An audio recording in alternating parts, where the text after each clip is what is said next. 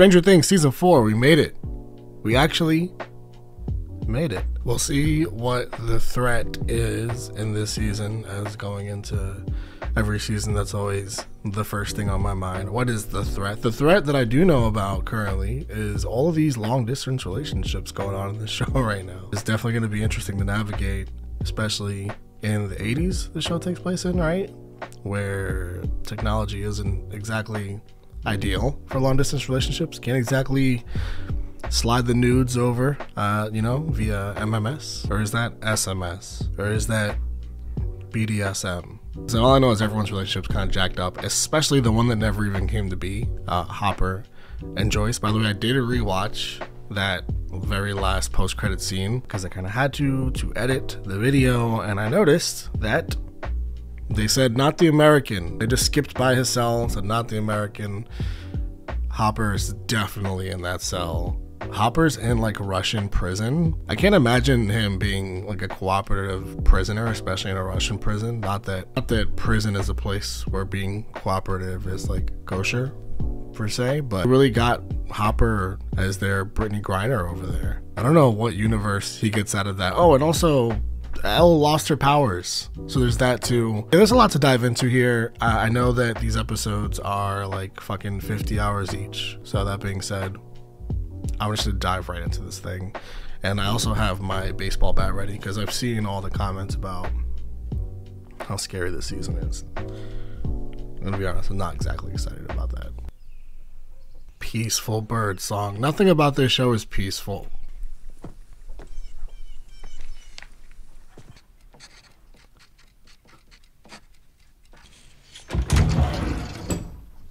Is that fucking Papa? No way does he have like a Mr. Rogers routine. Come on, get out of here. Hey, neighbor.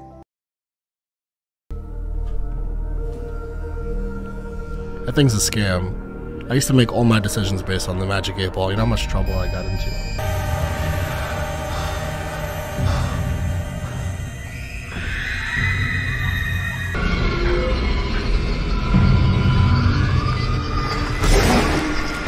Oh, no. What have you done?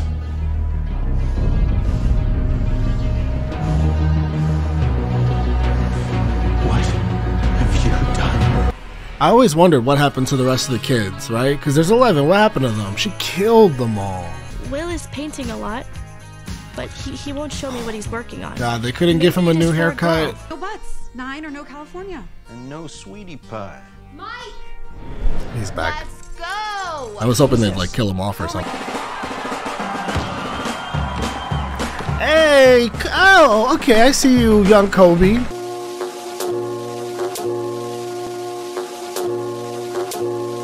I think that's a great idea, Mike. Thank you, Dustin. This is the championship game. And this is the end of Eddie's campaign. I'm asking you guys, as a friend, just talk to Eddie. Get him to move Hellfire. Come to my game. What? What? Never stab down into the package. Like, what if there's a child in there? It's a Russian doll. She's Elle the mass murderer. Holy shit. That opening scene is still... I chose my dad. Yeah. Oh. And for my visual aid...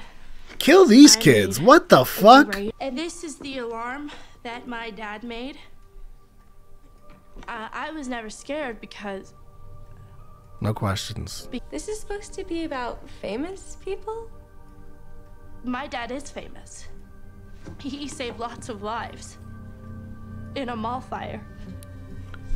And he was my hero too. Jesus Christ. So, please continue with your I presentation. want clarity on why these kids are such assholes. Lucas, look.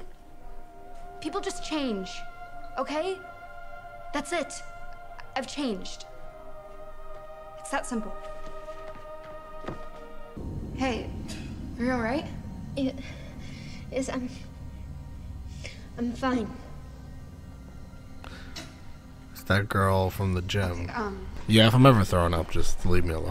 Leave me alone, I'll get through it. It's not exactly talking time. Chrissy, Chrissy? No! No! Did you hear me? Open the goddamn door, Chrissy! Open the door, Chrissy, or I'm gonna gut you like the fat pig that you are!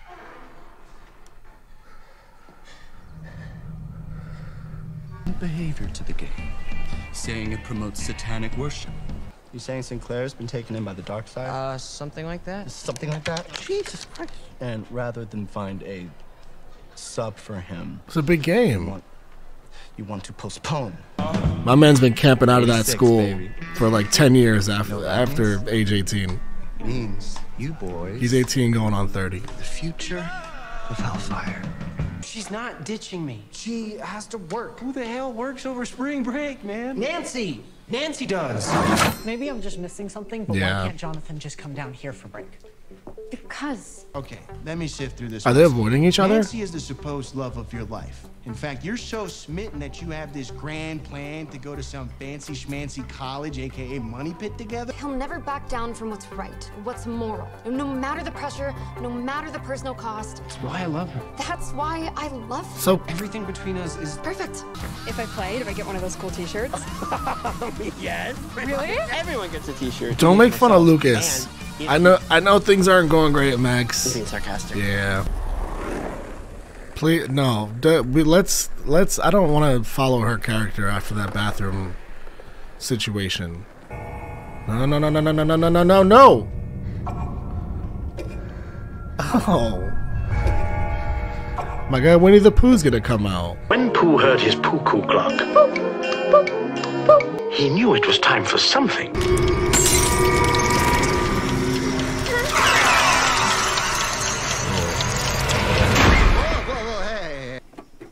I promise. Wow. Oh my god! I am so sorry. I hope Mr. Fibley's okay. Oh, that was her project? Oh my god. Yeah. Use your hands. Oh, that's gonna make it worse. It's not that bad. No, that represents so much. That's like what actually happened, basically. Oh shit! Oh shit! Hop is alive! Hop is alive! What was the rest? It was like 1 second. Go back to it. Oh wait, that's the girl. That's the girl that's the girl they talked about in the bathroom stall. God, Totem. Sounds like... Vecna's dead. Killed by cats. So it was thought, my friends. So it was thought. But Vecna lives. Sinclair, you're in. Let's go! Now's your time. Let that thing go. Come on.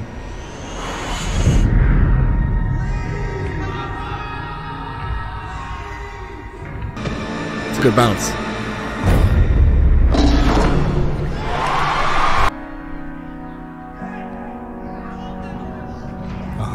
Fuck. Come on, man. They could have played that board game 1 hour later. They could have literally postponed it like an hour. There's no way my guy Eddie has a curfew. He's like 36. One more, that's it though, right? Good boy. Oh, shit. You sure you have it? No, I got it. Somewhere. Kind of like an underlying message here of the escapes we'll search for when we're dealing with such real trauma. You know, like that's where a lot of drug use starts. You're going to look absolutely beautiful. No! Open the door! Let go! Let go! Chrissy!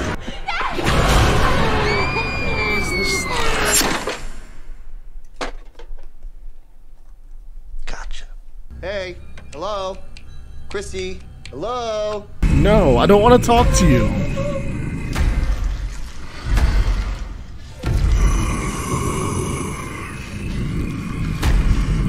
What the fuck is that?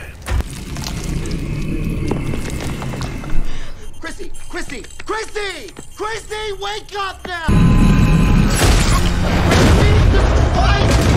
Jesus Christ is right.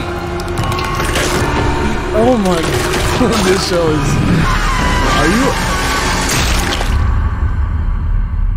What did this show turn into? What is happening on this show now? What the fuck? What the fuck was that? That scared the fuck out of me. That whole episode scared the shit out of me. I'm pretty sure I screamed so loud that I'm probably just gonna have to like mute the second of screaming that I did. When probably a couple, well, one when Chrissy was in the bathroom stall, and that shit came out of nowhere. One second she's throwing up, and the next second she's and then like in an actual. This is an actual horror movie. This is not the Stranger Things that I have gotten to know over the first 3 seasons. Seasons 1 and 2, where I didn't particularly find season 3 scary. That's just me. Like it was more cool. Like all this stuff that, and I talked about this, all the stuff that was happening, I thought was just visually pretty badass. Like it just looked really cool. You can tell the budget went up, and it was just cool. This is fucking like it was more sci-fi. That's the best word. Like if it was more sci-fi than horror, this is straight up fucking horror. There's no other way to describe this. Every bit of it. But between that bathroom stall scene and then where her mom was sewing and whatever happened, whatever face that was on her mom's face when she turned around. I can't record this. I can't watch this shit at night. No fucking way am I watching this at night. No chance. What was that thing? It's just, that's way worse than what happened to Billy. Is he gonna go after Max? Is Max gonna die? No, I'm not even gonna think about that because Max is going through a lot. Also, are they gonna blame this? Like, we met Eddie, and then I feel like Eddie just goes to like we meet Eddie, and then he just goes to jail right after because no one's gonna believe that like a spirit bent Christie's arms and what? Like scary movies, absolutely, they ruin me. They destroy me. But it's not just it's scary movies. Period. Yeah, like horror films. But it's like, especially horror films that are in houses when you're like stuck in a house and that shit is after you. Oh, and that's exactly what happened to Christy at the end there. And I mean, that was only like 30 seconds. I am all over the place right now because my heart is racing so fast after what just happened. There's another theme going on like last season where the friendships are fucking up, like I mentioned, but that is pretty insignificant compared to what just happened here at the end. I'm gonna need them to figure out a way to come together. Their friendship is too real. They can have the separate interests, but like you got to come together on something and still be like best friends. What really matters is that ending. But the way this episode opened, and Elle killed everybody. Which is, how did her sister get away? She killed everybody except for one. I think her sister was 8, if I'm not mistaken. How did she get away? That might not even be. I don't know if they'll ever they might not even ever revisit that. I don't know. But like the sister part. But they're definitely going to revisit Elle killing everybody. They didn't show us that for no reason. What a horrifying thing to like put on a screen, though. Wow. I mean, from start to finish. Stranger Things came back. Like all these kids are old as shit now, and I think that I saw a couple people mention that there were a few years that passed. It makes sense because of like pandemic and all that delayed things. Like some people had to come back years and years later, so makes perfect sense. It's certainly staggering to see. Not only did they come back years later, all looking all the shit, they all came back like this is a different show. This is not the same show.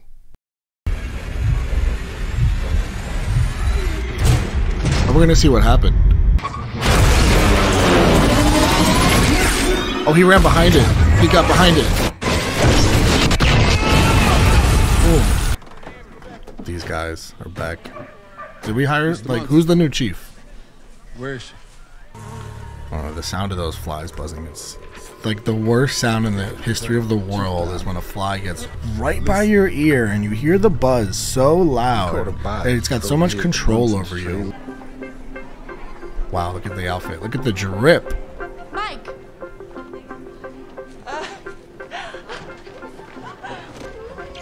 of realizing that it's too much yellow. I know you also like purple, so I got some purple. Oh, hey, how you doing? The hell's that? What the hell's that? It's your best friend. It's nothing. It's just this painting I've been working on. Why did she get all weird about the tag? Rinkomania. Okay, what's Rinkomania? The 2L from Mike. Why isn't Lucas on the trip to see Dr. Zhivago and Dusty? No. They get a new cat? My heart can't take it anymore. I just can't take it. Eddie the freak with Chrissy the cheerleader? Exactly. Yeah, his name's not in the news yet or anything, but I guarantee you Eddie is suspect number 1 right now. That's crazy. I'm not saying, I'm saying... I mean, we know Eddie didn't do it, but from Max's perspective, okay, she's not wrong. She's totally right assuming that it's probably, like, it could be him. Although they all know that there's other weird shit that goes down in this town, so there's also that. I don't know. Amy, because... You guys have seen crazier shit. Maybe. Something else killed her. Hopper could be alive. In both theories, he is. I suppose there's only one way to find out. Sir? What a nightmare. What a fucking nightmare. It's like you survive, but I would have rather have just died. It is the KGB then. Do you come here a lot? Yeah. Will does not, but I go to parties here. It's a big party place. She's throwing a whole facade because she doesn't actually have friends. She's getting like, her life sucks. Why do you keep lying? What? Why do you keep lying to Mike? Yeah, I don't know. Like, I see Will's point totally, but at the same time, I think I kind of let her live a little bit. I don't know if calling her out here is the best feeling for her. Oh, well now. Oh my god. Fuck. Guys. Fuck. Check it out. Fuck. Hey man, you alright? Jason, what happened? Where are you going? Just walking into the woods. You killed that kid last year. Oh, whoa. Whoa. It's that ugly scar on your face. You're a murderer is what you are. What is Everyone this? here knows it. Murderer. I said you're alright, kid. You're looking a little peaked. Fine. I'm out on life if my guilty conscience causes visions like that. It's an acceptance letter to Lenora Community. Not. That's where I'm going. I know. But you're going to Emerson with Nancy. Yeah, not the same school. Not. What was I supposed to do? Not lie. Not lie. Yeah. Not lie. Yeah. So I just tell her the truth. Yes. Speaking of stressful situations, I don't want these kids to cause a scene. I think they are though. Where have you been hiding this handsome thing? Elle, she hasn't been telling you everything. Yeah. What are you talking about? She's lying to you, Mike. Bullshit. No, listen to me. She's having Why? problems here.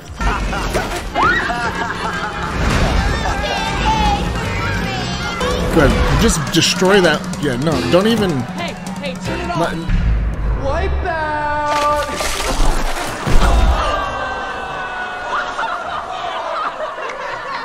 Wow, what even is this shot? Taylor Swift. Is that the dad? Or the uncle, whatever, whoever Eddie was living with. Pretty amazing that that guy didn't get pressed too hard. He's like, I just got home and there she was. Oh, it's luring him. It's like kind of a Michael Myers story. Yeah, exactly. Michael Myers. I dig the Duffer Brothers incorporating that. Like that. The clock. He's a real boogeyman. I gotta get a. I didn't like. I didn't look at most of that scene in the first episode. I'm gonna try and get a good look at this thing. Oh my god! I changed my mind. Murderer. Hopper's stuck. Fine, guards. And Enzo can get him unstuck. Enzo's a guard. Where you going? The bank.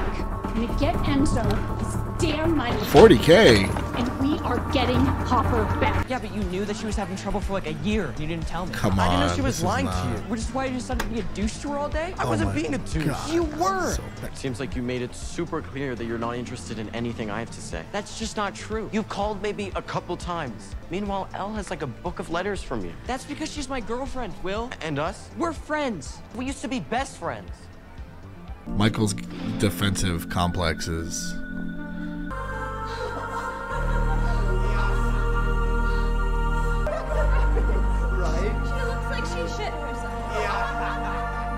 want you to tell my boyfriend that it was just a joke. And that we are really friends. Oh, this is worse. what? This is worse. This is You worse. gonna hurt us with your mean stare again? Yeah, hit her in the back of the head with it. Little concussion never hurt anybody. Did, but you get it. Full contact. Oh, to the face.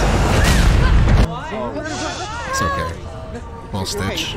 I think the back of the head was more the answer there. But hey, all of you saw what she just did to her. Holy shit, Elle. What did you do? I knew. What did you do? What have you done? What have you done? My patience with Michael is gone. It's gone. It's gone. What are you doing here? We're looking for you. We're here to help. Eddie, these are my friends. You know Robin. From band. This is my friend Max. The one who never wants to play. There are some things worse than ghosts.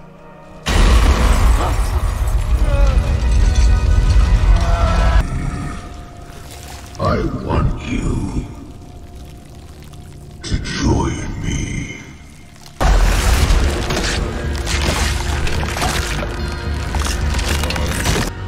An undead creature of great. Is it one of the things that I fought in Dungeons and Dragons in that basement cellar thing?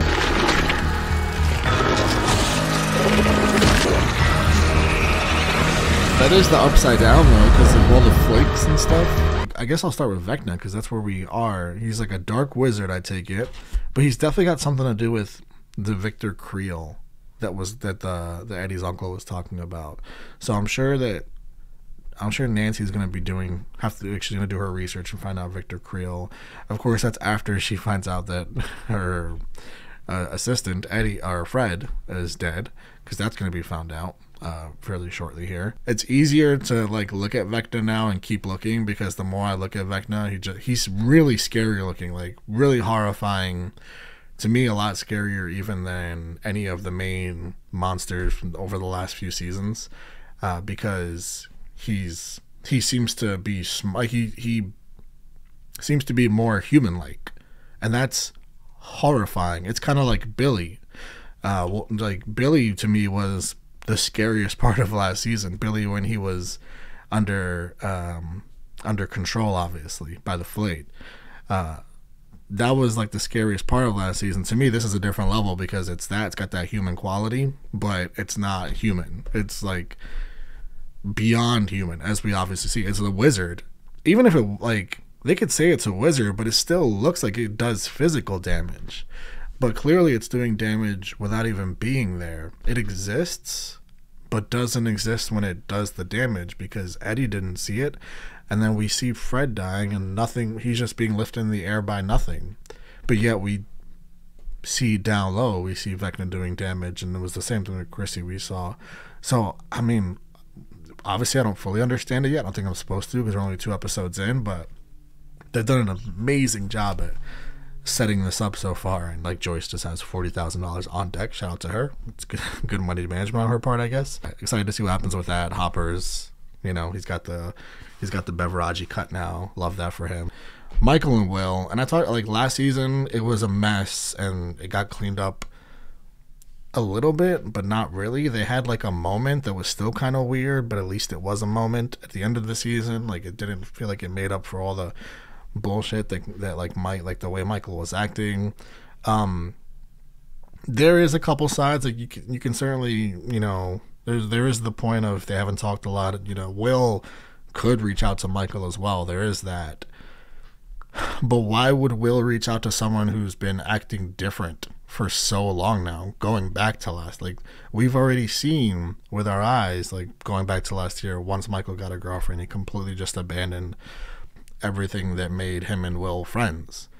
So why would Will be the one to just be reaching out to Michael like that? And so I'm not giving Will an ounce of the blame on this. This is all, you know, you can, Nancy and Jonathan, their situation's kind of nuanced. Another thing about this season 2 is there's relationship issues all over the place, which is normal for like kids. They're all kids. There should be relationship issues, but it's as deep as like Joyce and Hopper, obviously, like those are real issues, obviously.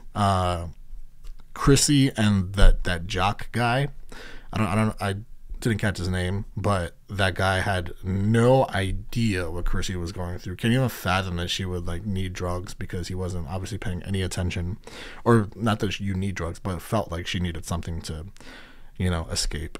Like that was a relationship. Obviously Chrissy's gone now, so it's not a relationship anymore, but it's still like, it still gives the message of clearly on different pages.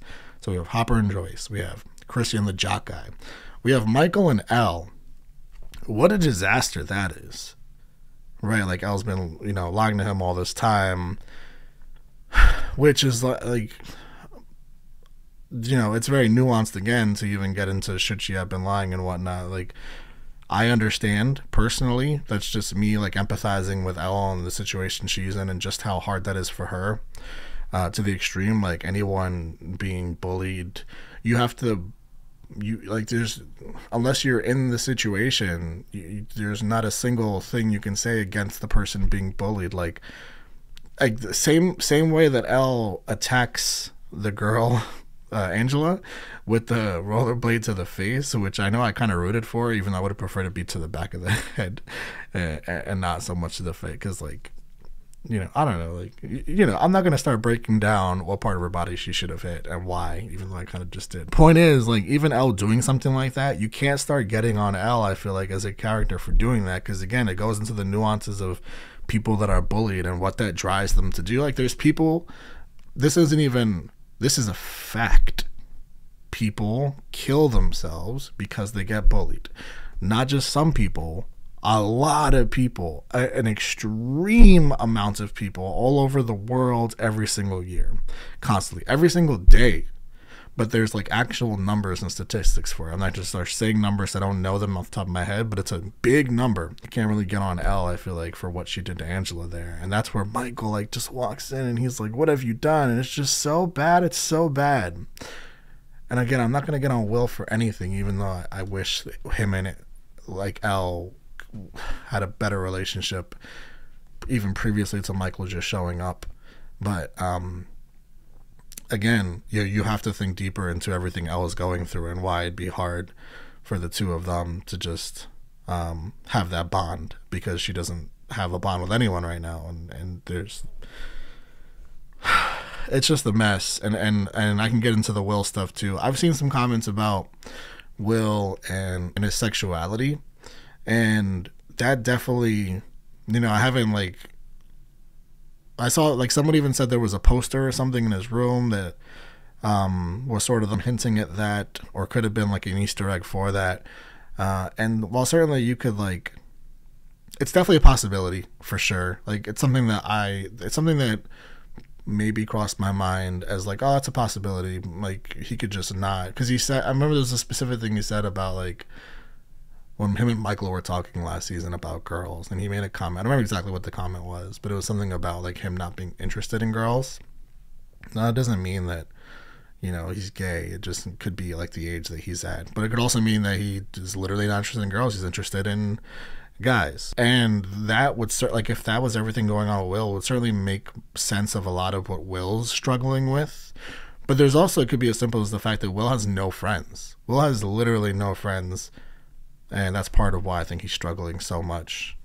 Like, just you can see it all over him, just in every single scene when they're in the school. Here, he just seems like a person that's by himself. And I think that when he was with Michael, like that was really magnified. But they're also like, if he is struggling with, or not struggling, if he's like trying to like find himself and his sexuality currently, then that would certainly be something else that like just throw something else in there he's dealing with right now. And that's a lot to deal with. At whatever age they're supposed to be. I think they're supposed to be 14, right? So that's really young. That's a really important time in your life, particularly if that's something you're going through in life, especially in the 80s when like what were the resources necessarily. Okay. Yeah, disaster. And Nancy and Jonathan, that's a whole mess. Again, just the relationship just on the fritz. Terrible communication. Just they're a mess as well. Everyone's a mess. Why are you here? Really? I like your opinion. I was fired, in case you forgot. A foreign government invaded our country all under your watch. Dr. Brenner trained her for this very thing. Are they blaming it on remote assassinations? No way. What you're suggesting is impossible. Is it? 11 is dead. I'm not convinced. You can make this easy and tell us where she is. We can do this. Bro, you came in and sat down in my living room on my couch. Audacity. The fucking audacity. You messing with my wife's shit. Look at that. Her purse is on the floor. Those are Peter's Disrespectful. Aren't you out of sight for sore eyes, huh? Hi, Murray. Kids like risotto? Yes, I do, especially if you made it. You put some vodka in the sauce, probably. A little Stoli in that sauce. Right, that business trip. That they're both going to go on together. Oh my gosh, I almost forgot to tell you guys to go to a conference tomorrow in Alaska. Alaska? Crazy, right? This girl got smacked in the head today at the roller rink. Smacked? She looked like she's gonna be fine. She's totally fine. She didn't look fine.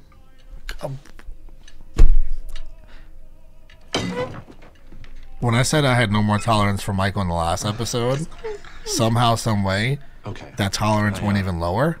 Your girlfriend is getting bullied, and you're just bullying her more.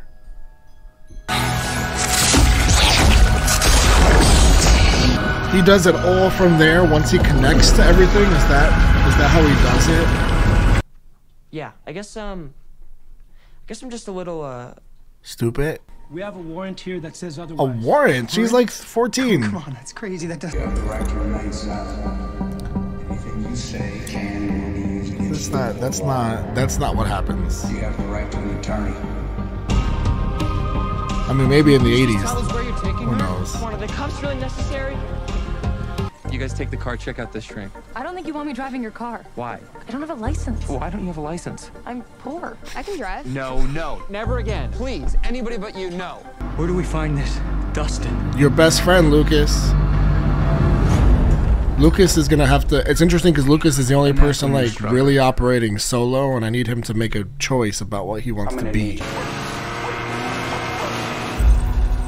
He's gonna steal that thing, that snowmobile. That's his plan, to get to the plane. They showed it for a reason. Those sledgehammers. Is he?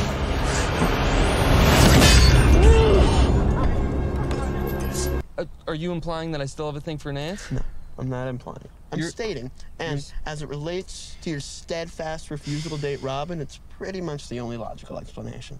Up the stairs to the left. Thanks. Is she gonna break into her files or something, or her notes? Just fucking jingle the keys around like they're an instrument or something. Get the. Where the hell is Sinclair? Not with you. You found him? He's at a boathouse on Coal Mill Road. Please don't worry, he's safe. You guys know he killed Chrissy, right? That's bullshit. I was looking for clues. Clues? What, freshmen think he's Sherlock Holmes or something? Bro, you have stuff going on at home. Don't be a dick. Go. He came with them. Hey, kiddo. You better be here to help. Don't turn heel on me. She went all cash.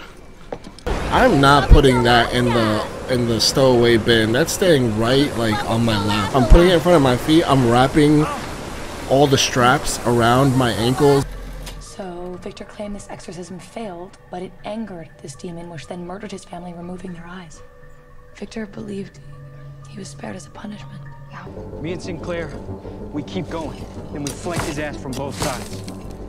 That freak won't He just drew a bunch of fucking doodles in the ground. Like, that didn't do nothing.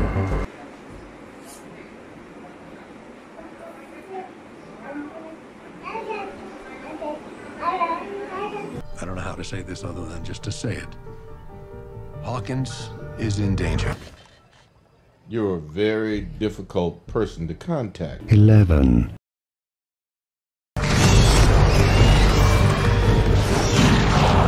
This whole when they go back here. You sure Eddie was here? Yeah, I'm positive. Let's check around the back. Or did he throw him off? Oh no, this is that's Hop's old shack. I don't have my powers. What if I told you there was a way Need to bring them back. And then she's got to get experimented on. No. Don't touch Max. Don't touch Max. Don't touch Max. What you've been through. This is why I'm here. Because I believe you are our best hope. Our only hope. This is the Avengers, basically. I thought he was after Patrick. Fucking Clark. Are they gonna kill her in the 3rd episode? Max. Oh, that's so much worse than it should be with headphones on. I know I got upset during that conversation because I was like, no, I'm tired of Elle being experimented on. It's the same thing all over again. And yeah, that is how I felt in the moment, but I do trust that doctor, and everything he says makes sense. It's valid, and she really is the only way to save Hawkins. And if anyone's going to understand it, it's him. He's the one that's like understands all this the most. Then that's what we got to do. We got to give Elle these powers back and get her to do what she does. It's a big ask of her, but I understand him, you know, laying all this out for her and doing, you know, what he's obviously been doing his own research. He's figured out a way to give Elle back her powers, and with like even more powers apparently, or something like that. It sounds like. Does Michael love Elle still because he won't say it, or is this because he's young and stupid, which he is? What is going on with Will, right? Like I mentioned at the end of the last episode, is a lot of the stress part of him discovering himself, part of his friendship just falling flat on his face. Part of me like also wonders, would the writers of this show be like, would they be capable of telling that kind of story? Because I don't know anything about the writers of this show. Aside from like what they've shown me so far, like that would be a very layered story to tell about a character with Will. So yeah, I don't like for example, we watched Heartstoppers together, and that to me was a beautiful, just perfect. You could tell those writers of that story knew what they were doing as far as telling that story for a character. So I don't know if that's what they're doing with Will here in this show, because I don't have that trust in the writers to do that kind of story. I'd have trust in them to tell other stories, but I don't know. Anyways, getting off track here. This show is badass so far. This season is so much fun. It's so much fun. It's just, it's going in places we haven't gone before, obviously. And this Vecna thing is just fucking, it's a different level. Family lives in Hawkins. And I'll work to contain the situation until 11 is ready. No. So they're going to watch them until, like, for months, potentially? This is impossible. I've gone to become a superhero again. Let's fucking... They both died less than 24 hours after their first vision. So she's got one day. I just saw that goddamn clock, so... Looks like I'm gonna die tomorrow. What do you even do? Dustin. I've been with Jason, Patrick, and Andy, and they've gone like totally. Yeah, they want to murder. You're in terrible danger. Nah, because you have Steve. You're fine. That definitely sucks, but we've got bigger problems than Jason right now. Dusty's always so focused. Did she sleep? I mean, would you? Yeah, 100% are just assuming you're gonna die in less than a day. Academic scholar. She's giving you an academic scholar vibe? Yeah. She could play it off if she tries. Yeah, she was Russian when she had to be. Oh, please tell me that you're joking. What is... She's gonna rock a Nancy outfit. Meanwhile, my mom's probably having a panic attack already. And then what about Hawkins? What are they gonna do without Elle? It's not gonna change, you know? Yeah, you're right. That doesn't mean throw it out. You're gonna see her again. And whatever it is, whatever you didn't say, you can say it to her then. That was you guys who saved me. That was you guys. Looks like it's gonna be up to us again. It always is, isn't it? Thank you guys. Can we remember Let's assume what we mean to each other? For you. Oh, they all got letters. For you. And yeah. I want to know what Lucas's says. I'm back at 30. They got it. They got it. Little low five. Let's go, Queens. What would we do without Robin? Seriously, like last season, Robin was the hero. This season, Robin is the hero. Yuri money, Yuri money. We rhyme. You're it. Oh, I mess with Yuri. Let's get this deal done and things are gonna go just great. Is this the plan?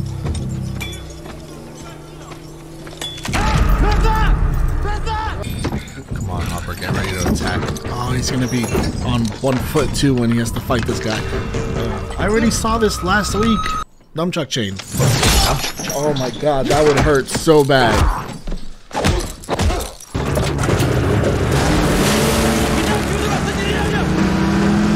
Didn't go according to plan, but it's Hopper, so he manned his way out. He manned his way out of it.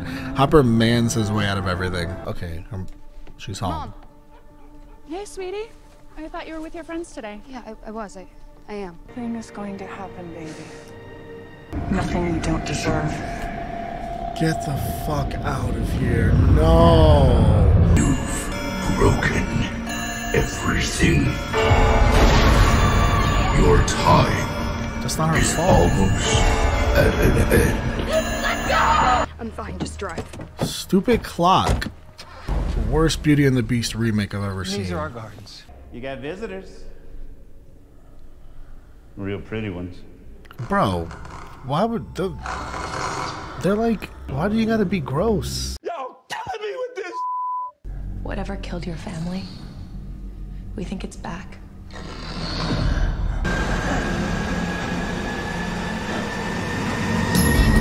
It's Hawkins. It's not the same without you. And I feel like maybe I was worrying too much about Elle. Maybe I feel like I lost you or something. Does that make sense? Best friends. Cool. And I continue to be very pleased with the Will Michael interactions in this episode. Obviously, I've needed that real bad. Hello there. Oh, what the fuck? Oh my god! What in the yo? Holy shit! This is way too serious. What in the Fez Euphoria? I needed a Yuri character after all this serious stuff that keeps on happening in this show. Oh, fuck yeah. And it's Jif too, it's the good stuff. That might be the first thing I'd want too out of prison. Just a big finger full of peanut butter. No! Yuri! I've never felt so betrayed. Oh, I laughed at your dumbass jokes. And he drugged them? I know something happened back there with your mother. Was it Vecna? Just talk to me. To your friends. We're right here. I'm right here. Okay? It was, a magnificent home. He had nice eyes too. And I could see he felt something was wrong. The lights. Hell no. Oh my god, that's great. That's so bad. That's so severely traumatizing. All evil. I've lived in my house for a year. No, I had not a I've never been in my attic. I fucking refuse to go up there. I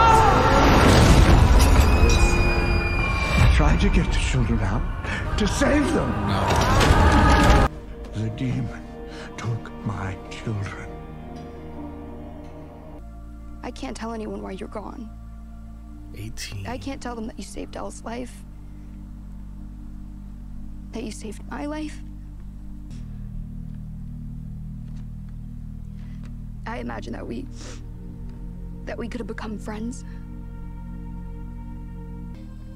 I think that maybe a part of me died that day too. I'm so sorry, Billy.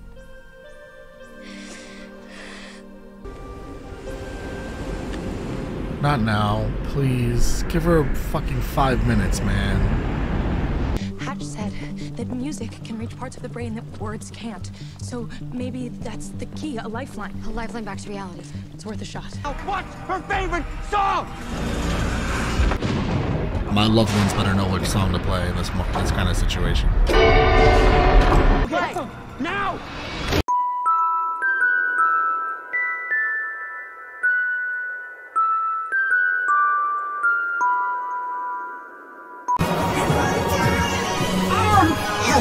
It's my favorite combination.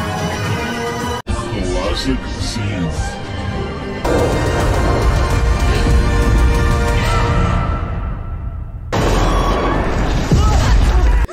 We lost you.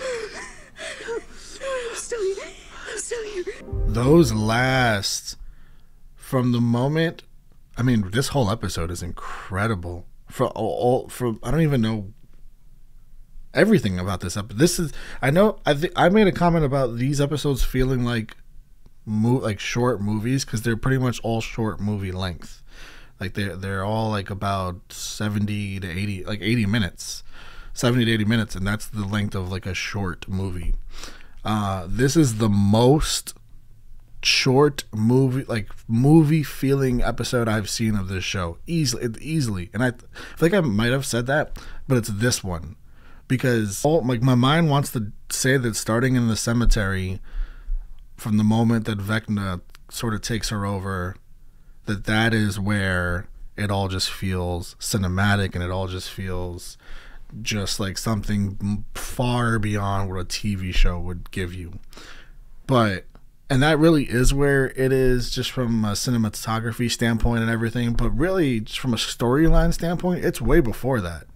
There's so from the Robin and Nancy and that whole Shutter Island mental hospital that they were at together, that everything about that scene, the conversation with Victor, the flashback to the old house, and everything that happened with Victor's family, all those scenes, to the scene to the scene at the Byers' house with Jonathan and Michael and Will, and the conversations between Michael and Will, to the euphoria, like Fez, and I forgot Fez's little homie, like his name, Ashtray, was that his name? That whole a fucking shootout, and like it felt like a real shootout, like, and it just opened the door, bang bang, and then just from that to absolutely everything about this episode was, and not to mention everything with Hopper, and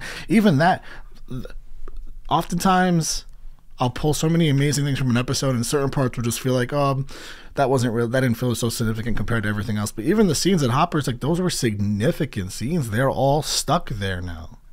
My guy Yuri, who I quickly fell in love with and was absolutely betrayed immediately. I should have trusted. I still love, of course, Murray is the, way king before Yuri. Like, Yuri would never surpass Murray. It's really funny to say their names back to back, because Yuri made the joke about the names rhyming. But I was like, come on, Murray, trust him. You guys would be friends. I should have trusted Murray. I should always trust Murray. And Murray I trust, because he said I don't like him. He picked up on the shadiness. I don't need it's shadiness, yeah, but Yuri genuinely just as like a businessman. I think he had actual intentions to save them, and then those actual intentions turned into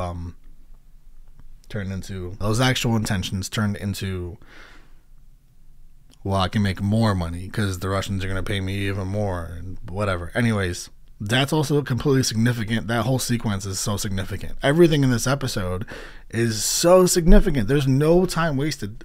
How do you not waste time in an 80-minute episode of television? It's episode 4 of season 4. That's how.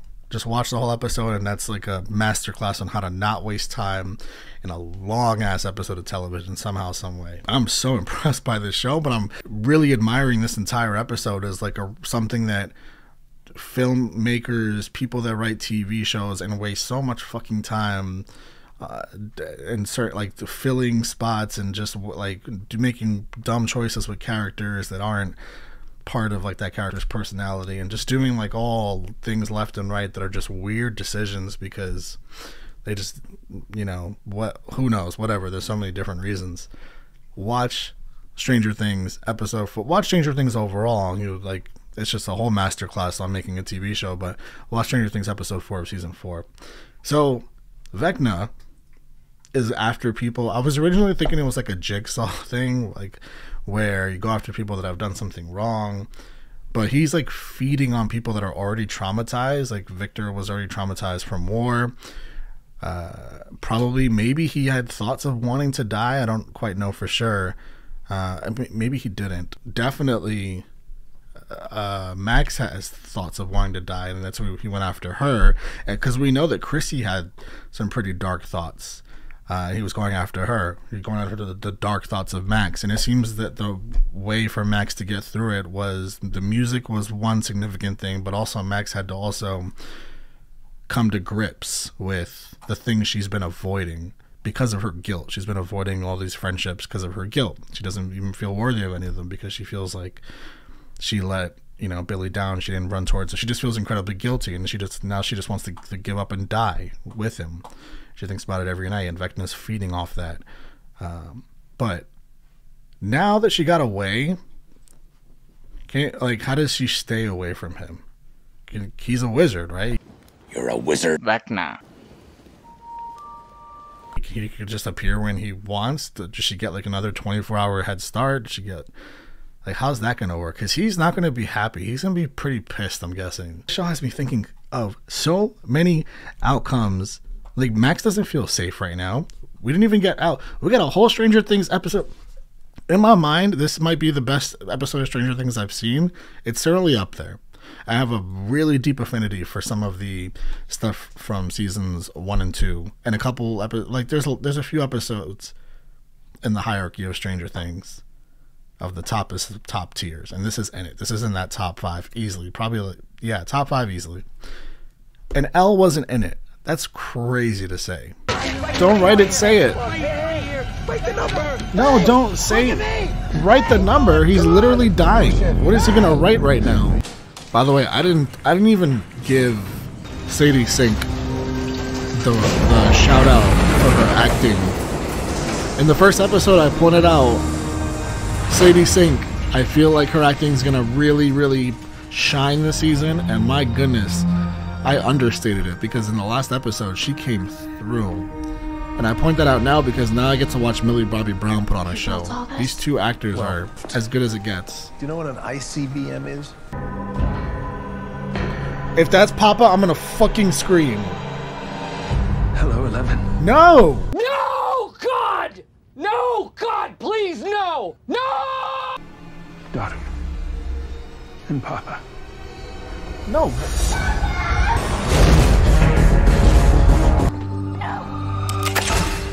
Leave her.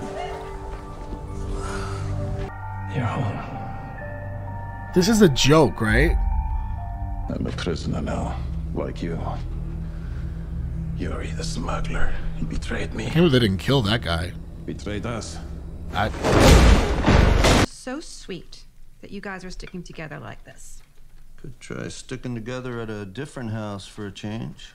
I thought Vecna goes after people with regrets. Like, this guy's gotta have so many regrets in life. Well, well. Someone's a sleepyhead this morning. If anyone ever took me captive and called me a sleepyhead,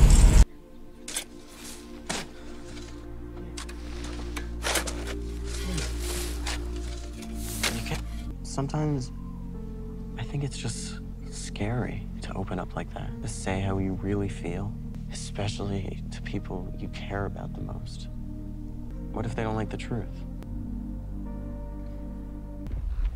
oh no, they're at the house. The house. Y'all just showed up with no plan. Yeah, that's not creepy.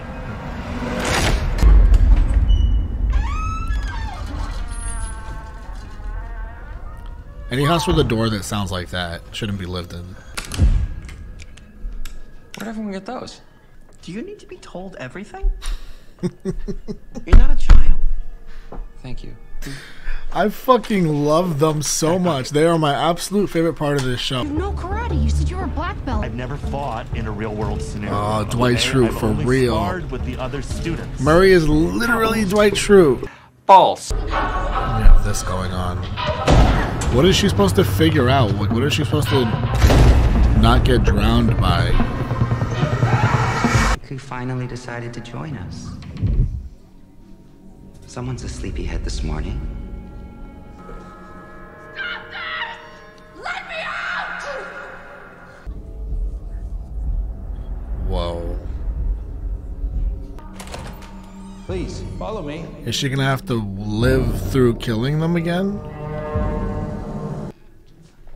The world is full of obvious things which nobody by any chance ever observes. Sherlock Holmes. The obvious things are not what people observe or don't observe. Dusty, you show Dusty the ways. Dusty shows you the ways. Sherlock Holmes. She's like, oh, he's been reading. I thought you were like one of the cool kids now. I'm not cool. I love this I film. really missed that.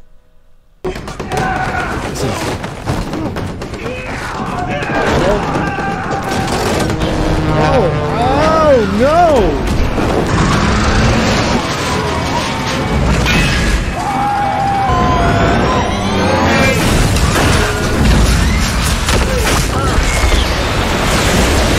We know you have a lot of options, so thank you for paying $5 to fly with Spirit. Hey, freak! Keep Where do you rowing. think you're going? Keep rowing. Keep rowing. They can't. You got that motor on the boat. The actor that plays this guy is so good at that sort of schizophrenia feel. Nope, okay. If this Jackson has a death scene like here in this lake, that would be.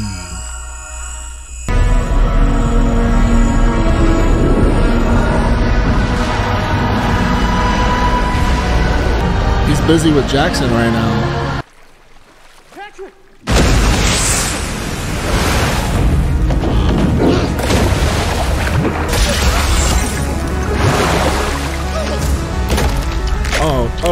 Oh my gosh, look at that.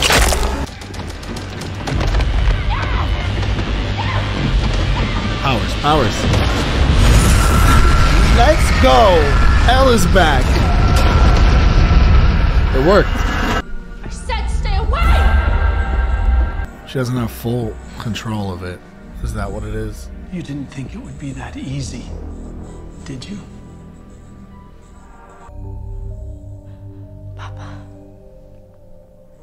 Daughter. If this show is doing like a I can trust him thing, absolutely, positively not. I need way more well-written convincing than what I just saw, because it feels like full-blown brainwashing. Everything we've seen with the Papa guy is just terrible, and you could make that out to be maybe Elle misremembering things because of the trauma and stuff, but it's still like child imprisonment, child trafficking. There's still the stuff that happened with her mom and the memories we saw with her, like her using her power to see her mom's memories, not Elle's memories, her mom's memories, and what they did to her. It makes me so mad for her and all the happiness that I've seen her go through. Well, not this season. This season she's been, I guess that could be part of it too, right? She's been bullied and she's not like accepted for who she is to the fullest extent all season long this season, and this is the place where she is accepted. This is the biggest, well, it's not the main it would be the main person that does accept her, actually, because Mike has had some, you know, Mike and Elle have had their issues. Originally in my head is that person that accepts her beyond everyone else, but they've had their issues, so I can see where she feels a little bit of that, you know. She's still dealing with the you don't love me trauma of that.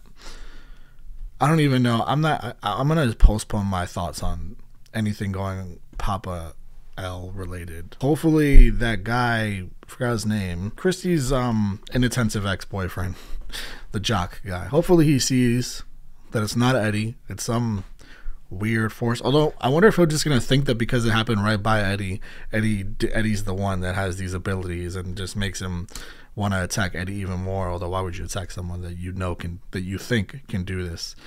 So I don't know. We'll see what happens with that. Either way, it's horrific that it happened in the lake like that. And that was maybe the most scary it's looked. I don't know. The first episode probably is the scariest episode of this whole series for me, season for me, just because it was also unexpected. And now I've gotten a little bit used to it, I guess. But it still is like watching Patrick get all bent in the face, and it's all just crazy stuff. Another really good episode. Vecna seemed to be busy with Patrick, and now maybe he'll realize that they're in his house, because they seem to be like censoring that he's upside in that place, in the attic, in that same place, but in the upside down of it. So I guess in the next episode we'll see what they figure out after they've sensed that, or if they'll even figure out that it is that like upside down, and maybe they need to find an entrance there. But I don't think you want to just show up on Vecna like that, because they're all missing their AirPods. Like they're not going to be able to get out of it. I also don't know if Vecna can just pick whoever he wants, because then he could just get them all, or does it just have to be people that are struggling with a certain thing? The Michael and Will stuff, definitely like very clear hints, particularly sitting on the car there and with the score, and very specific scores set across Will, maybe perhaps having feelings for Mike. Mike obviously being completely oblivious to it, and that makes sense. Mike would be oblivious to it. One, like, he's like super young still. Elle's his first ever partner he's ever had in his whole life. Like, he's been oblivious pretty much to that his whole life up until his first experience with Elle, and then also Will's been his best friend for his whole life. So there's just so many factors that make Mike being oblivious to Will's little subtle, you know, they're not even hints, because Will's not trying to hint, even though he did say like you kind of like you wish you could tell someone how you feel but you can't, or however he said it. That was the most obvious hint. The first time I really felt like, okay, this show's, I guess, trying to do that. I guess the only part for me where I'm like, damn, is that I just think Will deserves better. Not even better, because they're both still kids, and it's not like, you know, Mike's shown those signs to me like it's been a little bit, but he's shown signs to me of being like a really great person, a great kid. It's just Will, I just deserve someone more consistently emotionally available. Not Mike's thing. He's proven that time and time again.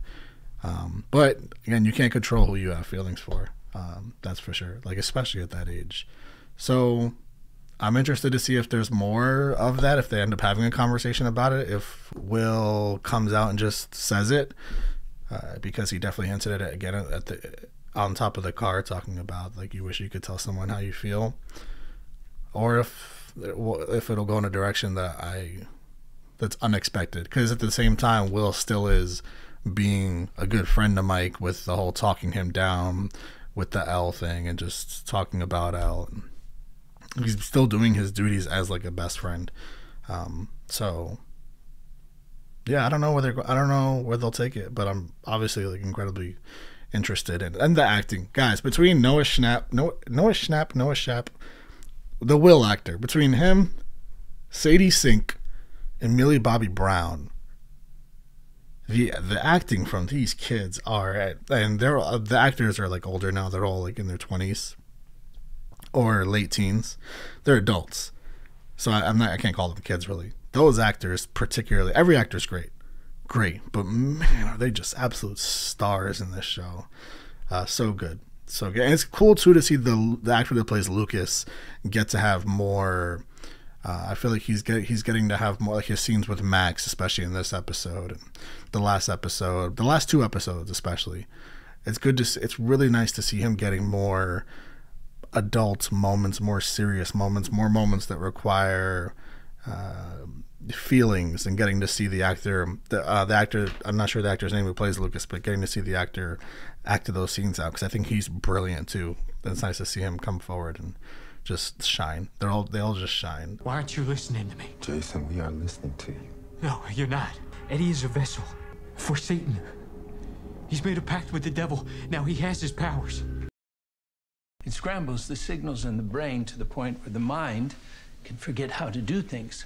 When you were attacked last year, I believed that your signals were scrambled in much the same way. But just as a stroke victim can learn to walk again, I believe you too can return to your full power. I want her to remember and kill it, like just kill him. That took place in my lab immediately after. On videotape. That process has already begun. What about the part where she killed everybody? Are we gonna show her that too? Why don't I remember? Because you do not want to. It sucks that she can't have a real therapist. She has to sit here with Papa. If Elle could sing, she would come out with like the hardest sad song album that was ever. We're one step closer to finding Vecna. I feel like they're lucky they got out the house alive or undamaged. See, Robin? Pringles is the worst. Pringles aren't even chips. It's just like it's a container of sadness. I still love you, Steve. Alright. Cornelius! His name is Cornelius. Cornelius is my Uber Eats and DoorDash name, and Uber name, just period, because I don't like using my real name for anything. Yeah. They're just greasing them up. It's like fattening up a pig. That's what you say, right? This food isn't to make us strong. It's to make us plump. I mean, that just makes so much more sense. So we're full of all the nutrients and protein that a growing monster might need.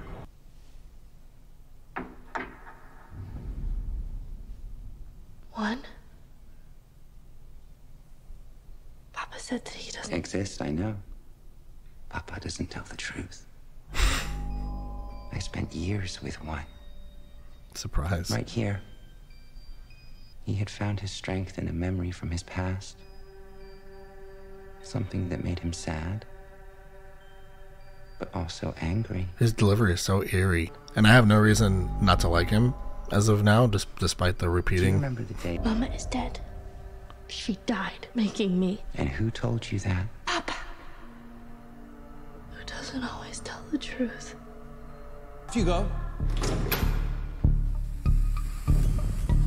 He's so eerie. Even that panned over to him. He's so effective in the few scenes he has.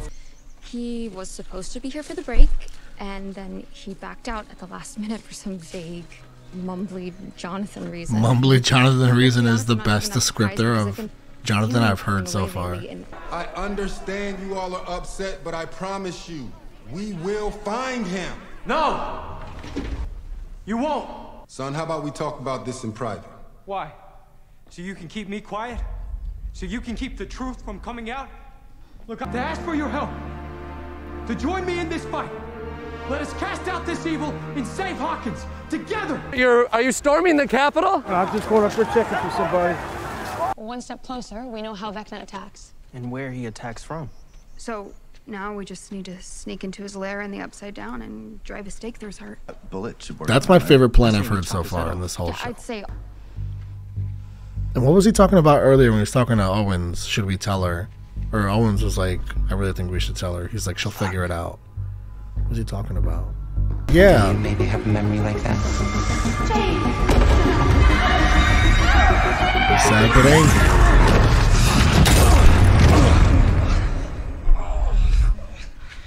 Try office. I also love the reveal of Dusty being agnostic. It's low-key my favorite part of this episode. We're in the same boat there. Maybe it's... These kids are gonna drive me in the loony bin. Well, why'd you have 10 of them? I am who I am. I have my flaws at the highest level. I'm gonna make us, man.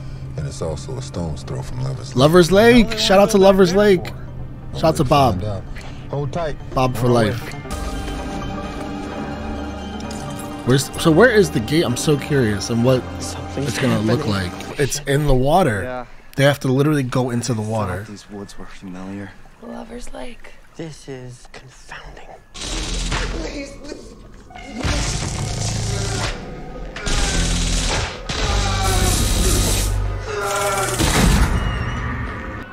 Because of what he told her? You shamed me today. Can she go somewhere without getting bullied? You are weak.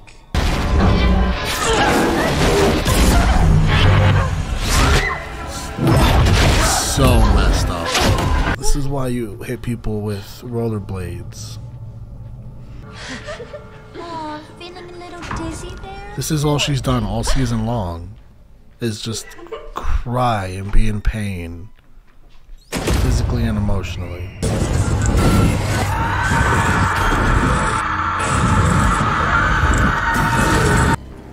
I killed killed them tonight, Papa. I killed them all. Okay. I killed them all.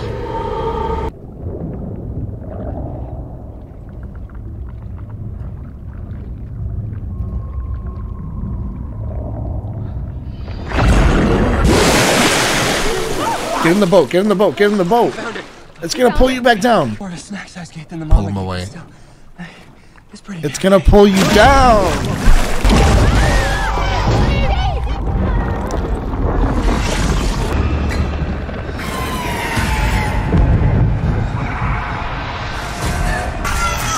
They're like, what the? We're not gonna get to see. We're not gonna get to see them save him because they're gonna pop out any second and save him, right? They gotta pop out any second and save them. The second half of this episode picked up to an extreme. Everything going on with Elle, to seeing her see that memory of her killing everybody, which I think was, I'm guessing that was Papa's intent when Owen is like, we should just tell her, and he's like, she'll figure it out. I'm guessing that's what it was. He wanted her to see that she killed everyone because maybe he thinks that's what's gonna, that's what she needs to trigger her powers, is to see that incredibly traumatic memory.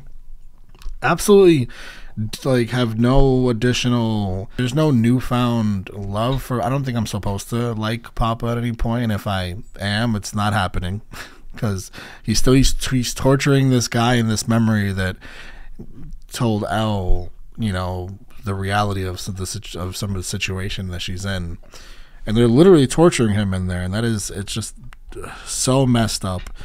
The memory with all the stuff with her mom is real, right? Like, all of that is very real. That whole memory, that whole everything that happened to her mom, it's all a real thing that happened, and Elle knows this. Well, present Elle knows this when she goes into the memory. The Elle that exists in that present time doesn't know this. It's so and that guy told her. It's so fascinating to put yourself. That part of this episode is brilliant because you have to put yourself into Elle in the past, but be present in the past and not think of being Elle, knowing what she knows now presently. It's such a complex episode to write in that regard. You also see that knowing that Elle looks at Papa and that is her guardian, like that is her parent, that is all she knows, and that's like also part of, and I saw a lot of people sort of with that viewpoint, and it just makes so much sense because and it speaks to trauma too. Like, you can have trauma, a lot of people very much have trauma, and a lot of it is suppressed, and the episode speaking on that as well is, I thought, really powerful. And the people that caused a lot of your trauma, Papa, for example, I'm not saying Papa caused her to kill everybody there because she was getting bullied. Again, another mirror of what was happening to her in the high school. So fascinating again, and her going with violence just like she did in the high school. Two very different situations, obviously, and I'm not even going to fully get into it all because it's just a TV show. So, like, I'm not going to take it too seriously in that regard. And the TV show where she's using powers. It's just so interesting to mirror those situations, show the trauma of her only seeing this one person that's caused a lot of her trauma as her guardian, as her parents, and not knowing anything else really. And yeah, I thought all of that was just really, really powerful. And then obviously, like, what we led to finding this new upside down, everything leading up to that was really great too, especially the actual part of finding it. And the cinematography, once Steve starts diving in the water and you see the shot of him swimming down up until that last shot there when he's in the actual upside down, gorgeous. Just absolutely top tier. The show's so good at that. It's such a unique Stranger Things feel to it too. And then getting to see Susie's house and her crazy cinematically inspired family. Jesus H. Christ! Are you okay? Eddie's going through it. He's had a rough few days. Come on. That score is so scary. I understand the stakes quite well. Sometimes I wonder if you really do. Or maybe you've just done all of this because you missed your daddy-daughter time. I would think the same thing, honestly, if I was him.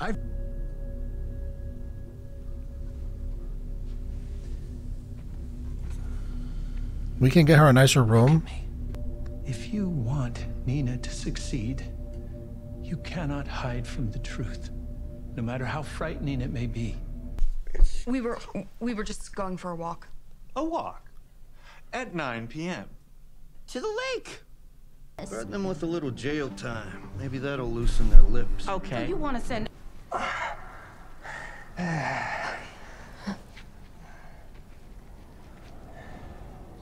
Uh-oh. I'm watching with Jonathan Eyes. We could go to the police station and steal guns and grenades and whatever we need to blow up those bad things that are guarding the gate. Interesting. I have guns in my bedroom. Guns? Plural? You. It's impressive how Eddie keeps his rings on when his life is in peril. Yeah, hello, Che. He's such an infectious person in the best way, but a piece of my soul died when I saw his beard missing. Look, Wheeler, right there. She didn't waste a second. I don't know what happened between you two. If I were you, I would get her back. Oh, here we go. Yeah, this guy's good. Eddie is good. Who the actor that plays Eddie is fantastic. He's not simply killing them. He's making a powerful psychic connection with his victims. A connection powerful enough to rip a hole in the fabric of time and space. He's opening more gates. Oh, a gate at the lake, a gate in the trailer where Chrissy died. And they're here, because this is Nancy's house. And the Upside Down they're here anyway.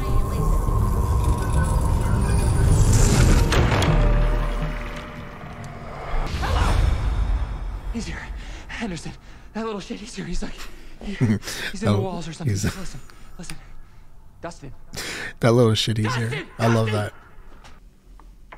He's being watched now, but once he is released, he and the others are going to attempt to kill you. Oh, shh. Right here.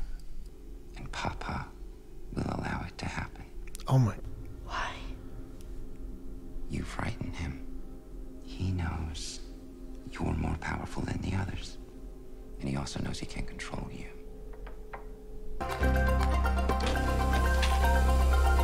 You can always count on one of these dope, really fun light scenes in every single season. And we're getting it right now, I think.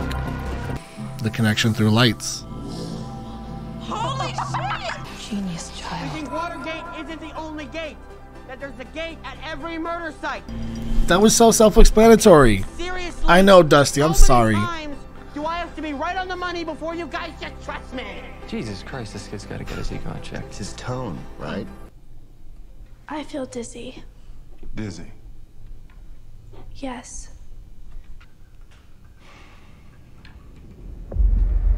I've been hoping for a Dominican character in this series, and I was hoping that guy would be that character, but... I feel the power in my hands, bro. You don't even understand. It's coursing through my veins. But this will lead you out beyond the lab fence to the woods. But you are too big. Yeah, or he would have been escaped. I meant what I said. When I called this place a prison, and everyone here is a prisoner, not just you. Can you feel it? Oh, it's a tracker. Your papa calls it soteria. Oh. It weakens me, attracts me. Even if there were another way out, he will find me. Come on! Come on, not now. That's not out of fluid. Come on! Come on!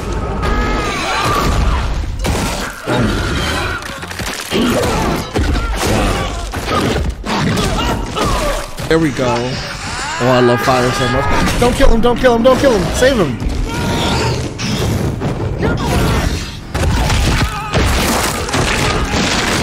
What a shitty way to go out.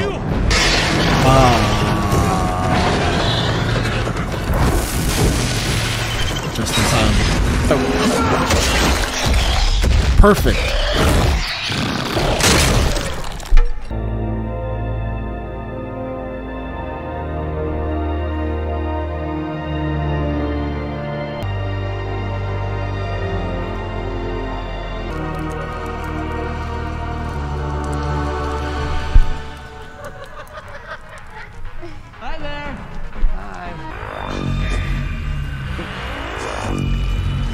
Oh, to take it out of him.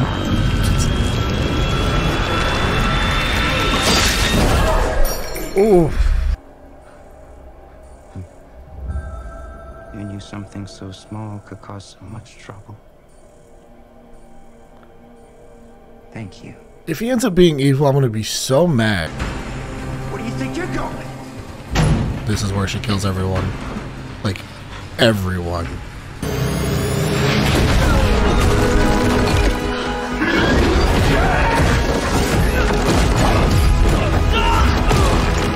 What? He had powers, but that thing was like stopping him from using them.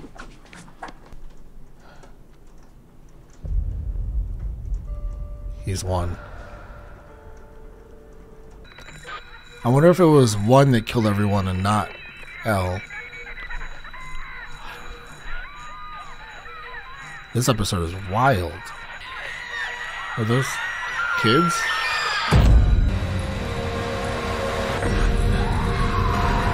One killed everyone, and because she like released him essentially, that's what the "what have you done" is. Right? Oh. Oh. I know what it's like to be different. I see you've been looking for me, Nancy.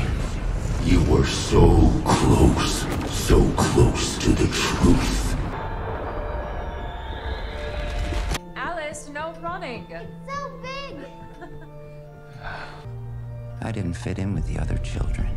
Whoa. Something was wrong with me. All the teachers and the doctors said I was broken. He's the kid? Cruel, oppressive world dictated by made-up rules.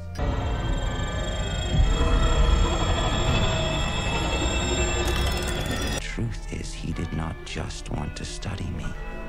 He wanted to control. Papa finally realized he could not control me. He tried to recreate me. I don't know what to say. This is all a lot. They're not gone, 11. Yeah, they are. Join me. The little slight. She kills him, right? No, because he's Vecna. What happens? Ow! There's no way the episode ends here.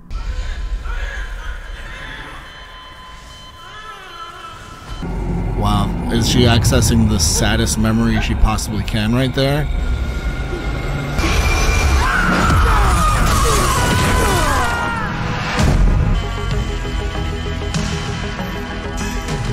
Power's back. Let's fucking go.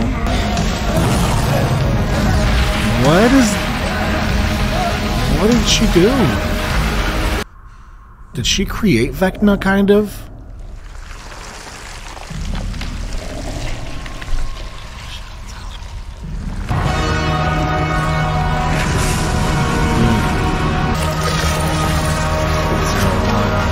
Wow. We have what is easily the other best episode. This one and the Dear Billy episode.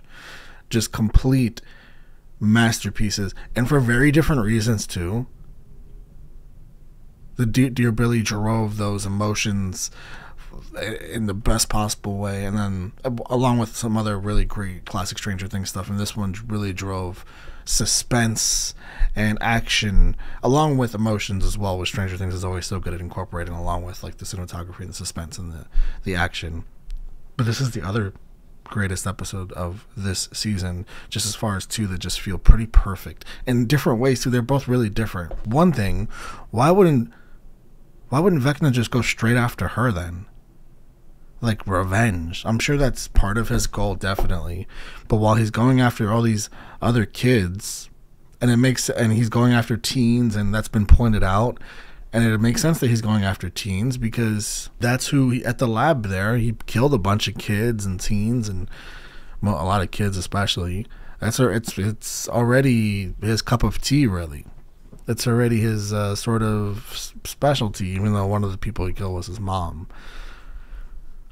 Which is insane to show this everything, the way it all came back around. She kind of created Vecna, technically, but also this dude was gonna, like, he as a kid, he did what he did to his mom. He did the bending the bones thing to his mom and killed his sister and framed his dad, and he already was Vecna inside. She just created the wizardry part of it, the part where he can exist from a different world, even though she did it completely unknowingly. But now she can end it. Now she's got her powers back, I assume, because it did all the you know, we saw Brenner and Owens on the other side, seeing everything happen present day, and I assume she has her powers back. I'm happy that Elle gets to now understand, or now realize that now that she's seen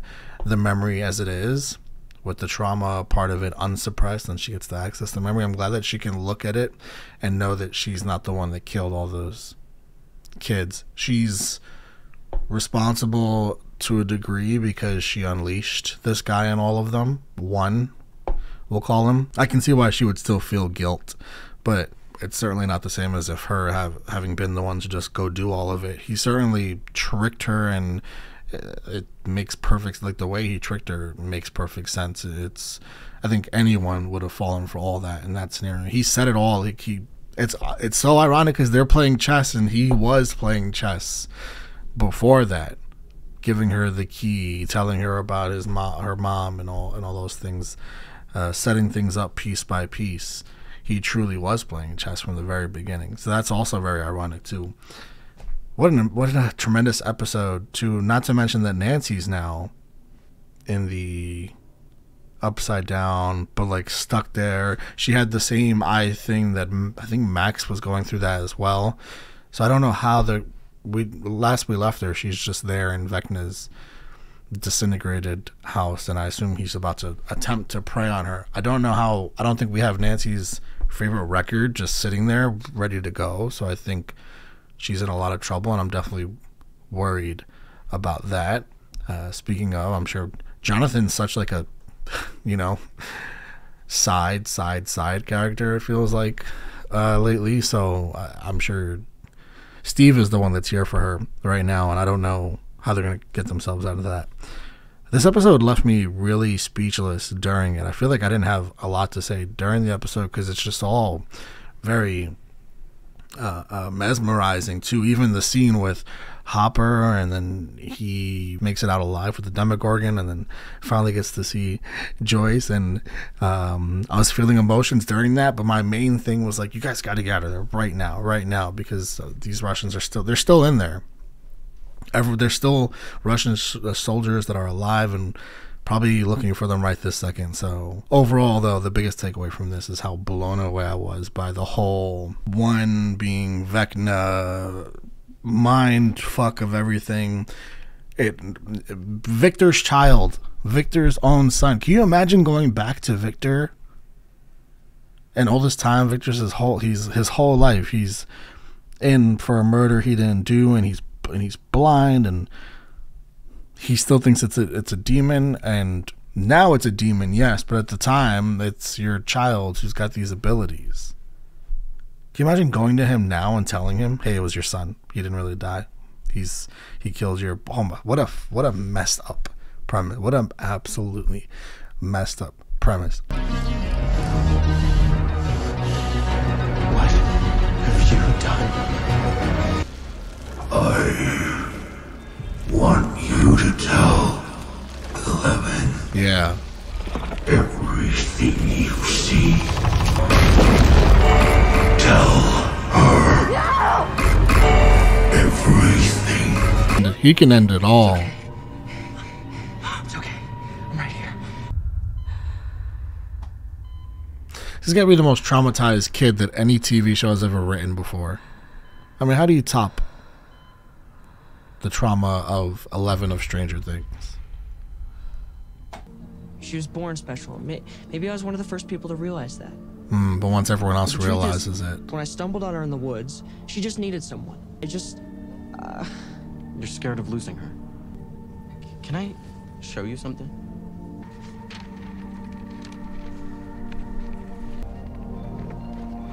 Whoa. This is amazing. Did you paint this? The drawing skills. I mean, Elle asked me to. She commissioned it, basically. I mean, she told me what to draw. You're guiding the whole party, inspiring us. That's what you do. And see your coat of arms here? But that's what holds this whole party together. Heart. Because, I mean, without heart, we'd all fall apart. Without you, we'd all fall apart. Especially Elle. She's so different from other people. And when you're different, sometimes you feel like a mistake. So yeah, Elle needs you, Mike, and she always will. He's speaking for himself right here. He's talking about he's different. He feels like a mistake. Oh, wow.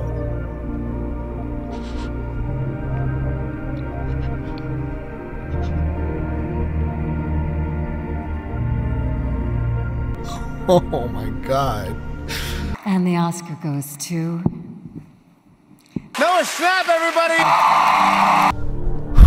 Oh, fuck.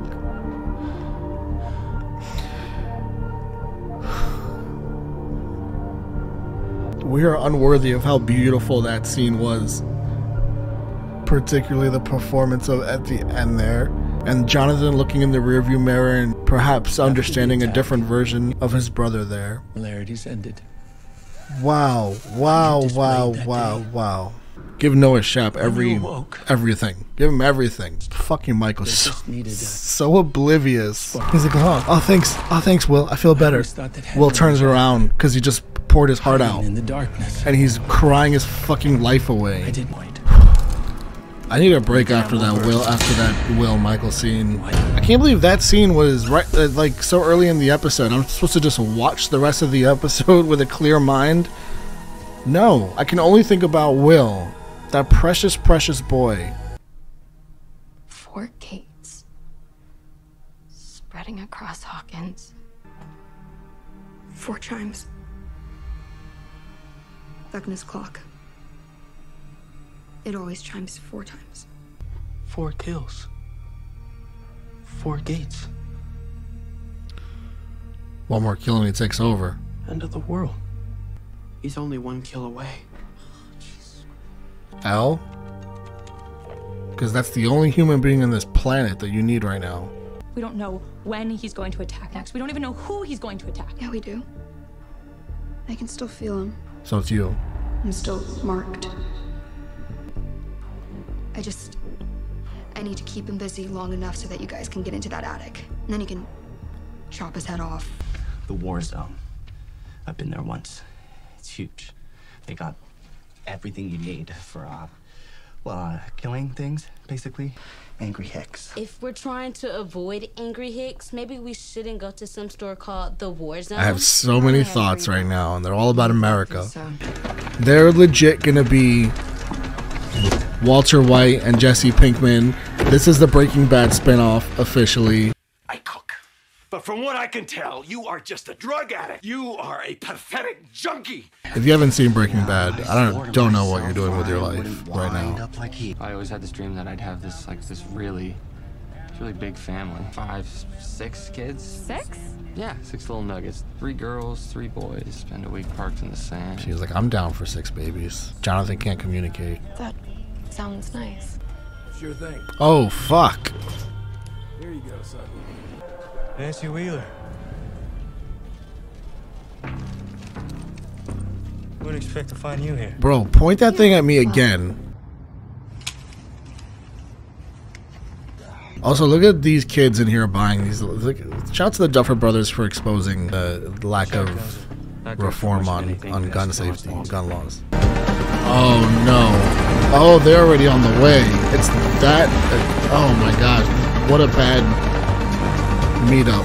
Fucking kill him. Just kill him right now. Where's Dr. Owens? Dr. Owens had a change of heart. I know you wish to go to him, and they care about her way more than you. Complete our work together. And when I decide that you are ready, we will return to Hawkins together. I came here to try and understand who I was, to see if I was the monster. It is not me, it is you. You are the monster. Go ahead, Queen. Millie Bobby Brown.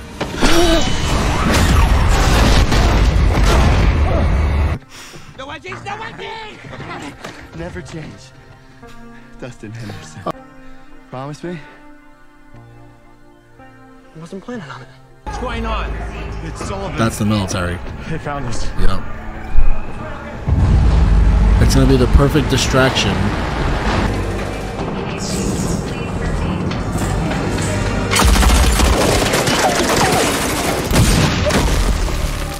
Watch her. Don't shoot her. This is so reckless. Oh. Oh. Down he goes. Can't say this makes me very sad.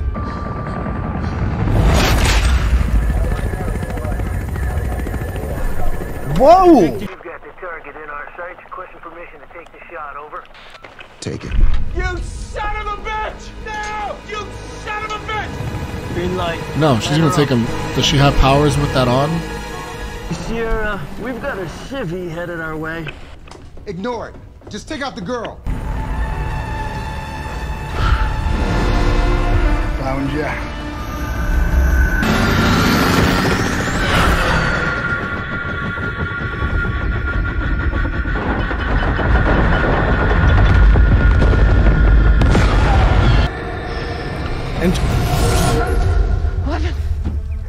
Can you imagine the relief going through her body right now?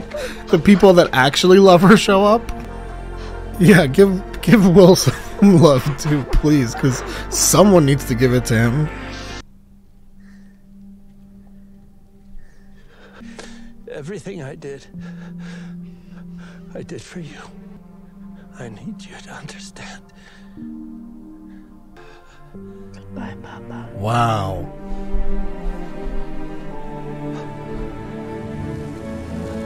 The two biggest takeaways for me in this episode are obviously everything with Elle and Papa. I think the biggest takeaway is understanding that, and it's like real life, right? Like you can have a really shitty parent, and you can have so much negative feelings towards that parent, so much animosity towards that parent, but it doesn't mean you don't love them. Elle still loves Papa despite everything, but it doesn't mean she's going to give him that satisfaction. It doesn't mean she's going to agree with him. And that's what that was there with him dying, where he's like, please just tell me you understand that I did what I did to protect you, or whatever he had said. She's not going to allow herself to give that to him because she doesn't agree with that. She gave him a moment, she held his hand, and that's because there actually is love there, but it doesn't mean that she is going to allow herself to justify everything he's done, and she won't allow him to have that or see that. And that is such a powerful thing, because that's a real thing with people that struggle with really bad relationships with their parents, and them doing really bad things, and just, it doesn't mean that there's not a love there, a complicated love, complicated parenthood, and Elle's got the most complicated one you'll ever see, obviously. And it's doubly effective because the people that really do love her, like actually really love her, are right there. They showed up, and she has the moment with Mike and Will. God, that still just wants to stab me in the heart with how emotional I felt during all that. And somebody giving Will some love. The people that really love her are there, and it's perfect because she has the timing of being reminded, like, yeah, this is what love actually is. And this is what healthy relationships actually are with people. And then Papa's right there, and she's able to immediately understand, like, yeah, this is not okay. Yet, I'm still going to give you this moment here because there still is like a father-daughter thing, as fucked up as it all is. And the other moment in this episode, easily, is that Mike and Will scene in the beginning is just...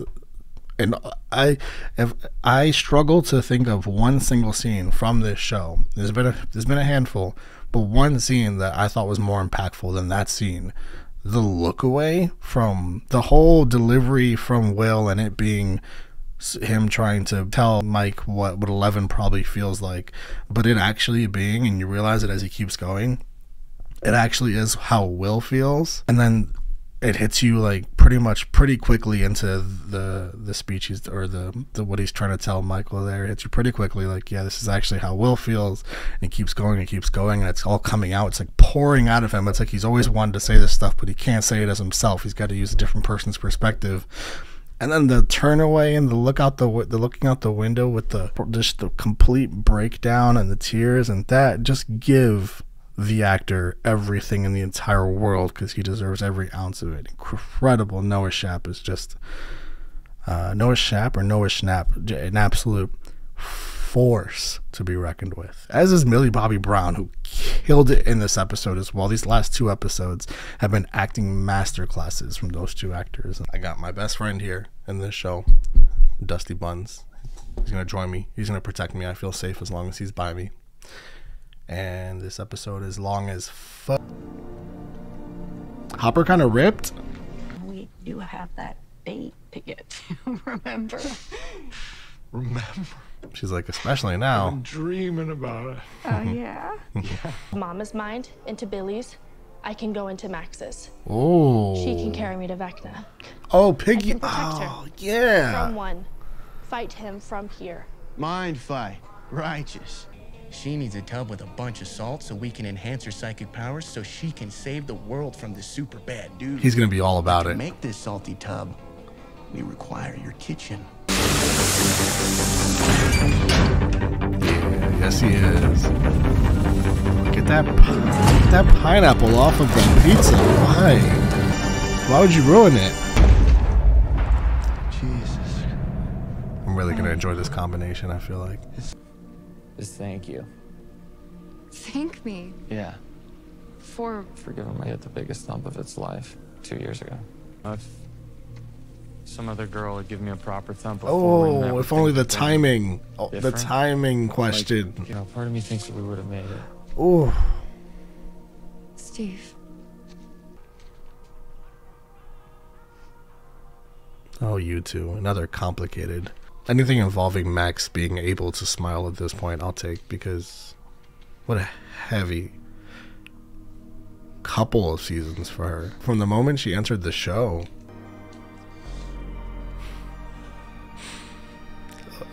Look at his, he's like nervous. Oh, this shit in the movie theater scene. Yeah, with the popcorn. Best thing in the world. Dude, this is pineapple. Try before you deny. This is the first time I've liked him since season 1. What do you mean it's good? He's speaking logically. What? That's insane. That's blasphemous. Putting fruit on pizza? No, I didn't try it. That is blasphemous. That is blasphemous. Oh no! Come on, that's sadder than the pineapple. Jonathan knows. He's been watching. Go ahead, talk. Please talk to your brother. He needs it. He has no one to talk to because his best friend's in La La Land. I feel like you used to come to me more for help or to just talk, you know? But that has nothing to do with you. And that's me dealing with my own shit and hiding from my own problems. I miss talking to you. I don't want you to forget that I'm here. And I'll always be here because you're my brother and I love you. And I'm always here for you too. I know. I know you are. Come here.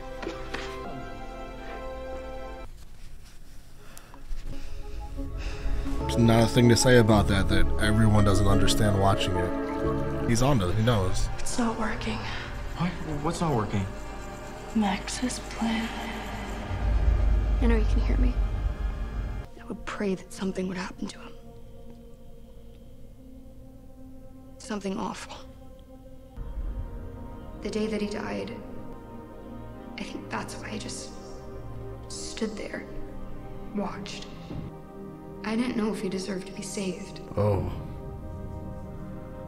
I pray that something will happen to me. Very real people deal with That this. something terrible will happen. Literal same exact scenario. They wish the same for an So that's why I'm abuser here. in their life. Normal people don't fantasize about killing other people, Max. That's not Lucas. You realize that, right? Lucas, please. Could you imagine dating Lucas after this? If you. Oh shit. Oh, he's so ugly. Eddie, come on! Hurry!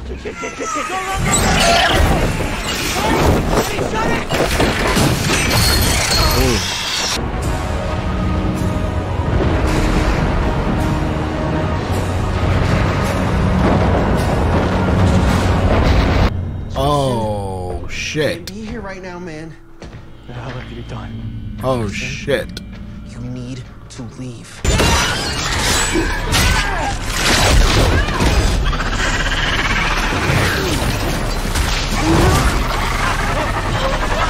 Shit. No.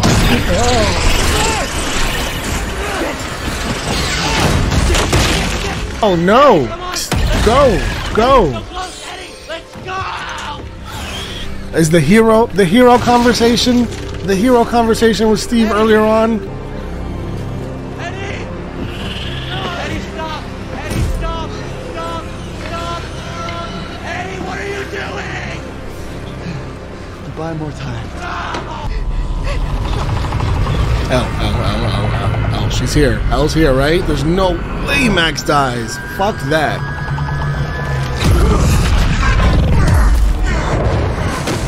You know Vecna is tight right now.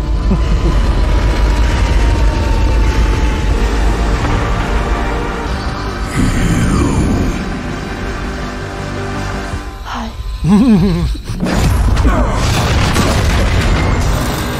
I just ran and I left her there. I mean, look at us. We are not heroes. This is literally suicide, though.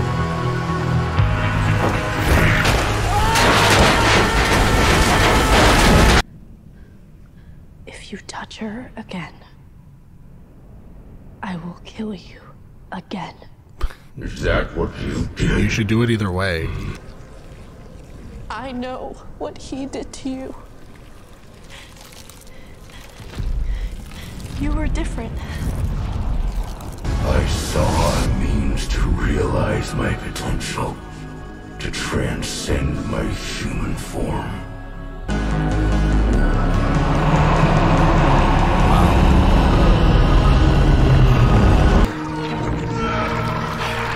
Ugh. They're just showing all of them completely screwed. Wait, what? Are they all dying? Are they all dying? And I will be there. And I've loved you every day since. I love you on your good days. I love you on your bad days. I love you with your powers. I love you without your powers. I love you for exactly who you are. You have to fight.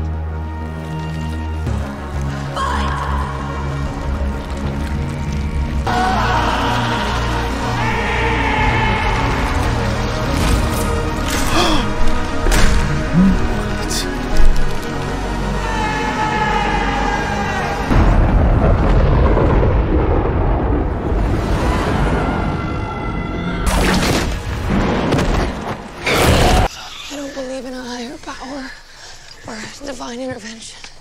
I need to know if Max and Eddie are alive, because those are serious injuries on both ends. Oh my god, her eyes. I need to see him. I need to see him disintegrate. Also, where is Eddie?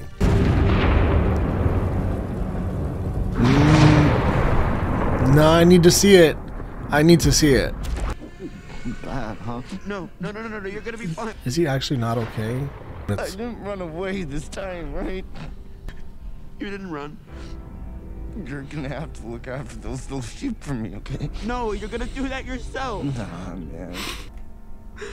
I'm gonna look after Eddie. Eddie! Max, stay with me. No way. Look at me, Max. Max. Never gonna help. No. Max, please stay with me. Eddie and Max? Oh my god.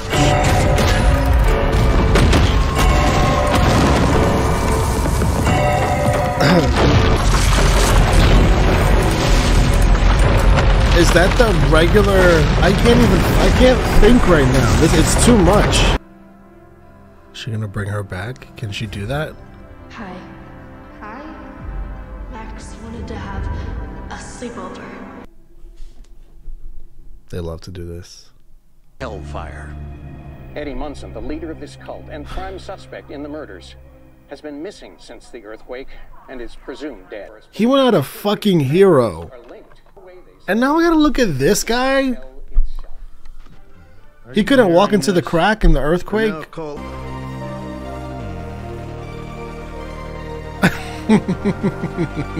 I am holding in so many comments about the actor Dustin's performance in this episode. I have so many feelings.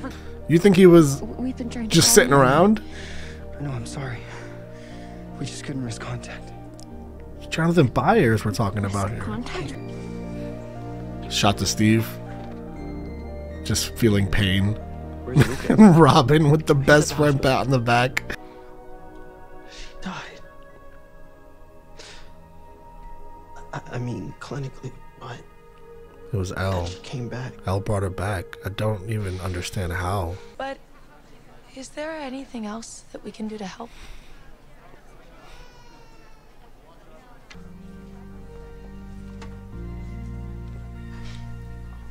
It's a gift.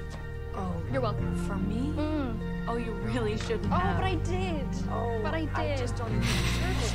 I mean, I love that they're all just really good people, and it's not forced. You know these characters now. You know this is who they are. We talk. Can't imagine we got anything to talk about. You give him closure. My nephew is innocent. Where is Eddie now?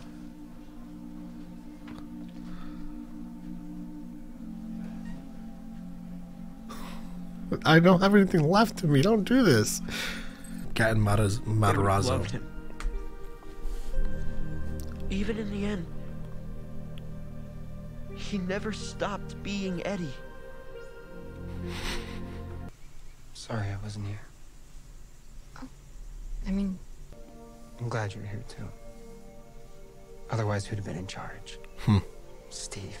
Oh no. he's actually... Come on, you've seen Steve can... Are we okay? Yeah. They're so awkward right now. There's an elephant in the room of I don't know if she's fully invested in them. Put some space in between people and they realize some things and things change. Now that I'm here in Hawkins, I can feel him. Oh God. Damn it. But he's still alive. And he's not going to stop. Ever. It's Hopper. It's Hopper. It's Hopper. Hopper, let's go. Yep. Your real Papa is here. I'm Ariana Grande at this point. No tears left to cry. It's too much. I kept the door open 3 inches. I never stopped believing.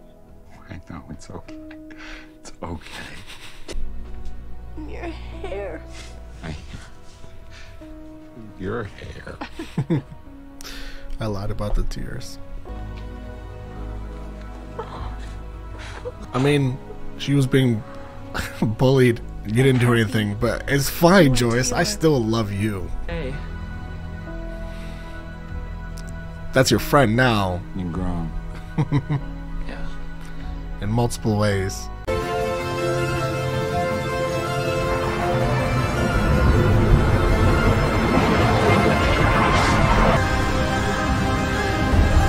What an incredible last episode. What an incredible run up to the last episode, and then with the last episode combined, just everything absolutely incredible. If you told me I would have cried as much as I cried in this episode, I would have never believed you.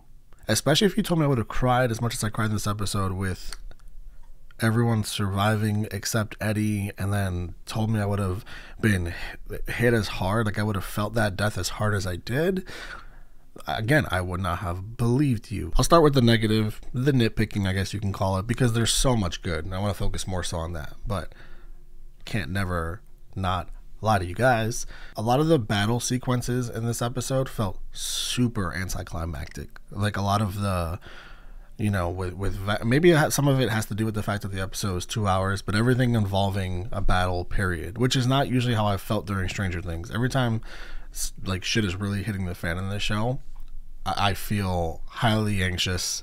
Like, just, it's nonstop. I'm always living second to second, millisecond to millisecond. In this episode, it was just so that they had their necks, they were hanging up in the hallway, John, Nancy, Robin, for so long, and then Elle was being hung for so long. Even the things that were wrapped around her, the veins or whatever of Vecna, looked loose the whole time as she seemingly looked like she was fading out. It just, all of it was, and then Max being held up. It just happened for way too long, where you're just like, all right. Let me get to whatever you're building up to here. And I'm only really pointing that out too because in the past I've never felt that way. It's just always like the intensity of those action sequences of anything involving, you know, things being, life being on the line because of things going on the upside down. I've never felt that way except for in this episode. Now let's move on to the positive, which is literally everything else. And the key I really want to focus on here is that what I just pointed out before hardly matters because this show isn't about that for me. For me, this show is about the characters. It's about the characters. It's about the growth of the characters. It's about the emotional connection you feel as an audience watching the character, and it's about how like effective everyone is at playing these roles, and how, especially 4 seasons in, how bought in and invested you are in all these characters, and how they all just stay true to who they are and at the same time continue to grow.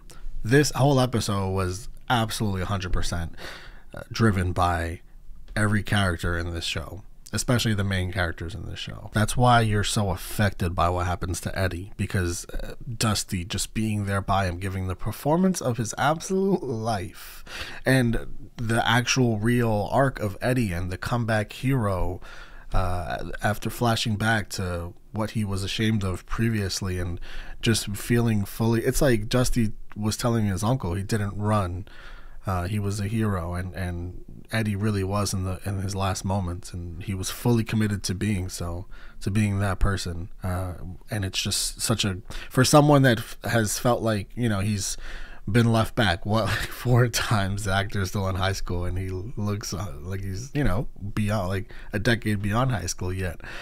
All these shortcomings seemingly in his own personal life, and he just has such a vital moment just to give everyone an extra literally an extra few seconds, an extra minute if that, just so they can all make it out alive. It's so impactful. And then, like I said, you add in the performance of Dusty and you just have one of the greatest scenes that the show has ever pulled off. It just worked so well. The Max scene too with her and Lucas, and I gotta shout out Lucas and the actor that plays Lucas, because again, another performance of the lifetime. Caleb McLaughlin, the actor that plays Lucas, just performance of a lifetime in this episode as he's holding Max and just giving everything he's got into showing his pain that he's losing the love of his life here in this moment. Potentially, it seems. It is just heart-wrenching. And then everything with Max, literally everything, going from her speech about actually hoping that her brother died to living with that regret. And you think about the fact that she's wanted to kill herself because she's having to live with all of that pain and shame for her own, you know, wishes, and Vecna feeding off of all that built up to everything we know Max has been through, to that scene of her potentially seeming like, I thought we were going to lose her, when she had the eyes rolled back in her head and all that stuff, and Lucas is holding her. Just so effective because of the building up that this show has done. They've built it up just wonderfully. Everything has been built up so wonderfully. So I absolutely adored this whole season. I'm gonna sit with, I obviously just watched, I'm not gonna go in ranking things and all that stuff as far as like how the season stacks up against other seasons. I need to sit with it for a bit, and this show is obviously gonna keep going on because they built that up with what's going on potentially in this upside down that now exists in the real world, where everything's cut off and everything seems to be like end of days type of situation over there. Vecna still is alive, and we knew that when we didn't see him die, falls out the window on fire, and then they pan away from it, come back to it, and he's gone. We knew he crawled away somewhere, very Voldemort-like. So we know he's out there and gonna come back, whatever form that's gonna be. And I'm curious to see. I trust them. I trust the Duffer Brothers. They've proven that they should be trusted. So we'll go with that. Looking forward to the next season. Now that we all know, I love this season. I'm just going to run through each character for this season and what I'm looking forward to next season and where they kind of stand with me right now. I have a list here of just like the core characters, just their names, so I can kind of tally off really quick. And this is all like, I'm kind of flying off the dome here, so to speak. So bear with me. But so Joyce, Hopper, obviously they finally get to be together. We've been waiting for that for over a season, since the end of season 3. And then I'll throw Elle in with them too, because that's going to be like a big happy family. I hope so, but we know it's not going to be big and happy because we know about the threat, and Elle's obviously going to be super involved with that threat. They talked about hiding her at the end of the season, and at the end there when they went back to the cabin and Hopper showed up. I wonder how that'll all come. Like, is she going to go to? Are they going to move back? Is she going to go to the school there? Is there even going to be, like, the school is obviously inhabited by people taking shelter? Is there even going to be, or is the next season just going to be full-blown balls to the wall, like shit hit the fan? We're not even worried about that stuff, and which is, like, obviously understandably so with what's going on. It's like end of days over there, like I said. So, and Elle is just, Millie Bobby Brown's a superstar. I thought I had no more tears left in me. And then she has that scene with Hopper, and they still come out of me. She is the heart of the show, but there's so much. The heart of the show is so big because it's really the core kids of this show. We're watching her whole arc this season, going through the Papa stuff and having the Henry reveal and thinking that she slaughtered everyone, and then learning what she learned, and she brought back Max. That's a new thing. We obviously we love Ellen. She's so important to this show. Also everything with her bullying, which is already so heavy, such a heavy topic, and just heavily portrayed and aggressively portrayed, and her coming back from that in her own way, on her own, which again is just a lot. It's such a real thing that happens. Obviously, I talked about that a lot earlier on.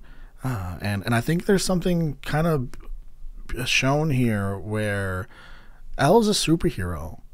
Elle is a superhero. And yes, she lost her powers, right? But Elle's a superhero, and she was bullied this season. Bullied in real life scenarios. She was bullied. So even superheroes get bullied. And I think there was something there was some deep storytelling being told there in that.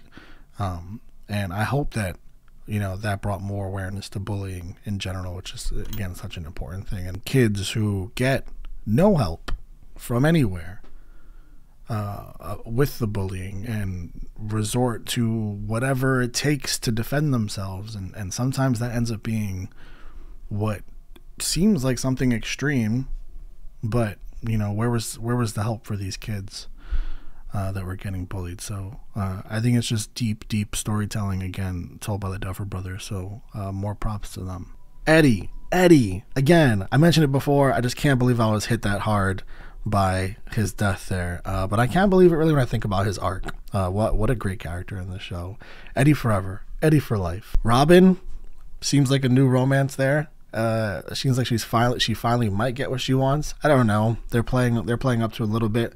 I adore the Robin and Steve stuff. You saw when Jonathan and Nancy met back up, and Robin sort of pat Steve in the back, like, I'm sorry. It's such a true, authentic friendship. And then even them showing up with Dusty at the school that's now a shelter, the gymnasium. And just immediately hands-on, just doing whatever they can to help. It's just, I love that at their core, they're such real good people, and it's not like this fake stuff that the show's just trying to sell you. We've gotten to know them. This is really who they are, and I love that about them. So we'll see if Robin and this girl, I forgot her name, become a thing.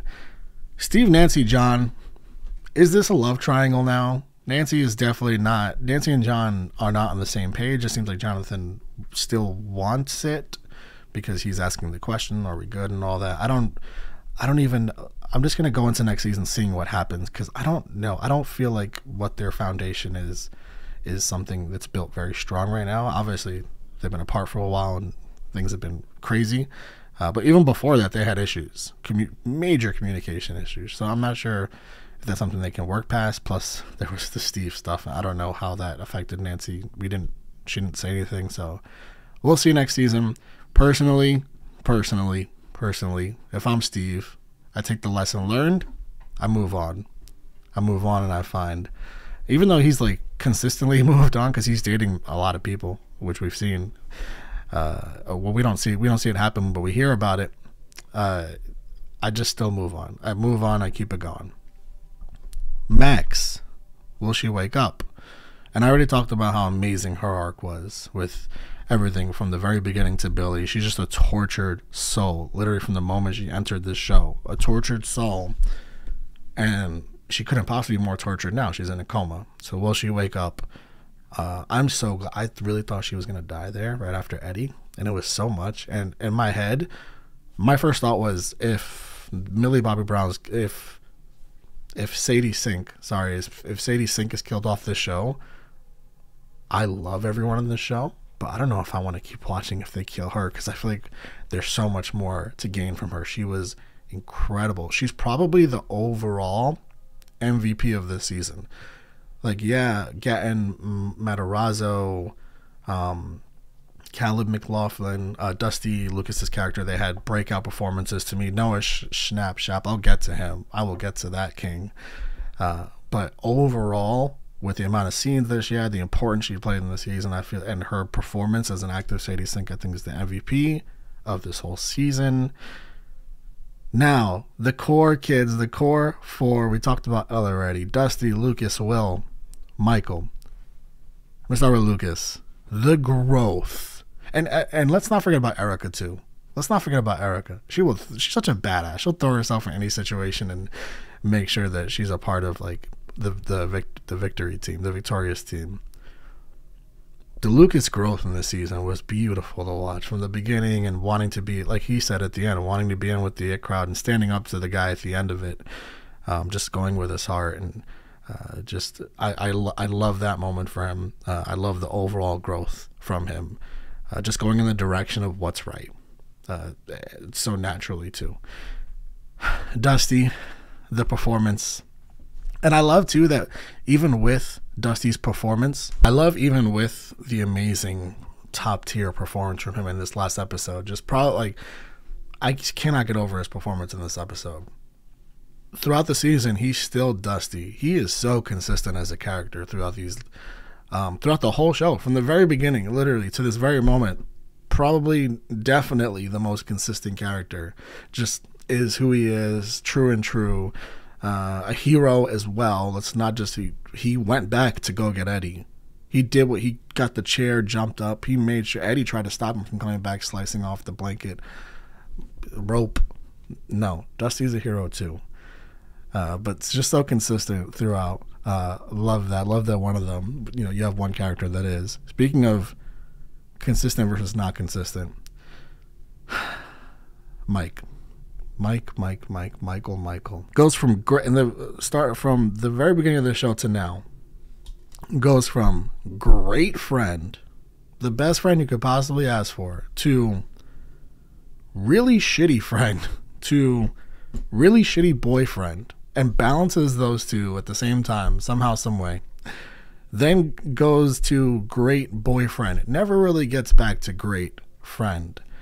Kind of toes the line a little bit. And obviously, like, all this comes down to he's still a kid, and he's struggling with love. He kind of gets into that in this episode here. He's the kid that's dealing with not knowing how to deal with feelings and not knowing how to deal with this new feeling that's love. Totally justifiable, I feel like, for a kid, especially with the girlfriend stuff, and especially in a universe where your girlfriend is like a real fucking superhero, like legit. So there's always those things that matter. It also matters to be there for your friend that almost died multiple times. But you guys know that'll always be something that I can't get over. But it's all good. It's a show. It's fantasy. It's all for fun. But from a friendship standpoint, Mike's got to get it together. Will he ever? I don't know. Speaking of that, and Michael and Ella, I'll look forward definitely to them maybe having like a healthy relationship in the future. I'm imagining they will, now that he's come forward with it, with his feelings and, you know, processing them. And I look forward to seeing all that. But speaking of Will, Will, my dear baby boy Will, I don't know if Will's ever going to have his moment of, because Will's been such a good friend this season to Mike, and Mike needed it, obviously, with everything going on with Elle. So I'm so glad that Will was there for him. Meanwhile, Will needed someone to be there for him more than anything, just constantly, and he never had that. So to see Jonathan, and that scene just crushed me, guys. Absolutely just crushed me. Probably my favorite, maybe my favorite scene in this whole episode, the Jonathan and Will scene, just in this episode, even though there's a lot of competition in this one. I'm not going to call my favorite scene the Eddie scene, even though Lucas's performance was maybe my favorite. John and Will having that moment was just we needed that so bad as an audience. Will needed that because he's not getting it from Michael, but ultimately Jonathan's his brother. No one can give it to him better than Jonathan can. So all that being said, I don't know if he's ever going to have his moments of expressing his feelings for Michael, because he can, you know, at the end he continues to see Michael and Elle's relationship sort of blossom. My guess is he'll just sort of deal with that however he deals with that. I guess he'll have to move on in his own way, whatever way that is. You know, I'm not quite sure, but I certainly trust the actor to show us the best possible performance of what that looks like, because season 5, not only do I ask for this, I demand this. I demand, and I'm not just asking, I am demanding season 5. I want Noah Schnapp to have his own, his own arc, his own, just something of his own. I need a storyline involving him.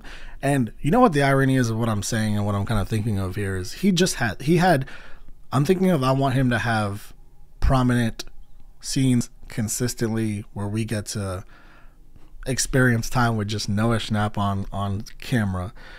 First of all, not being miserable, please, because the show puts him through it. But the irony of what I'm saying is he had the heaviest, probably outside of Elle and Max, because they're dealing with like real, just people dying around them. Will has the heaviest storyline of anyone this season, because he's dealing with his own sexuality as a kid, as a teenager, and he's dealing with real feelings for his best friend, and that's combined with the stuff he dealt with before that. So ironically, he had like a top heaviest storyline of this whole season. But I guess I just want more of him on screen is what I'm trying to get at. Because even with all that, I'm always begging for more Noah Schnapp on my screen. So that's what I asked for season 5. By the way, big love and shout out to the Duffer Brothers. I have to, just in general, they have created a show with so much heart, and it's so hard to pull off. And especially, like, this show is supposed to be a sci-fi show, but it's not. I don't really look at it like that. So much credit to them as writers, and especially for the whole Will arc.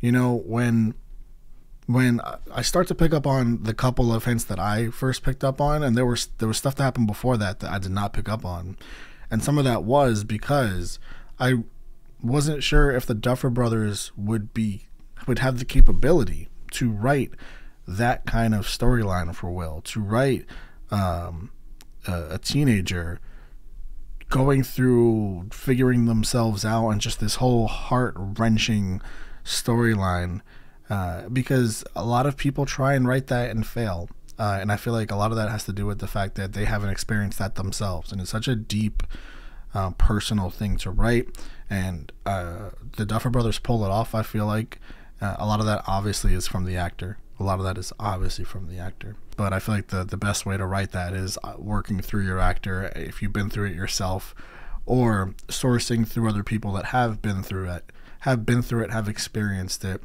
and getting their help when it comes to writing your story. So I'm sure the Duffer Brothers did some combination of all that. And obviously, again, with Noah Schnapp is the key to all this. Going back and looking at that first episode, and something I completely missed, that scene where the seeds were planted, where Will is painting and Elle's narrating it, and the painting is for someone he might like, and all that. And then obviously everything that happened after that, we have multiple hints, and it all just leads to, again, this really heart-wrenching storyline for Will. I have to give the Duffer Brothers all the credit in the world for portraying what I feel like is an honest and real portrayal, and I have to point that out because queer baiting is such a real thing, and particularly in the film and television industry. So you can get yourself some more fucking people watching and make a few blood dollars, and it sucks. And I don't think that's what happened here at all. And I want to go out on my own and say that. So lots of love to the Duffer Brothers, and props for, again, what was just beautifully written, and really well done, and had a lot of depth to it, which I thought was really important. Thank you guys so much for this experience of watching with me. I enjoyed the show so much. I can't say that enough. Again, my favorite kinds of shows are shows that are driven by the characters, and where there's character development, and where you just feel things, and that's as a result of the characters. And this show does all of that. So I can't wait for season 5. And I will see you all, for those of you that choose to join me, for the more shows that we keep watching.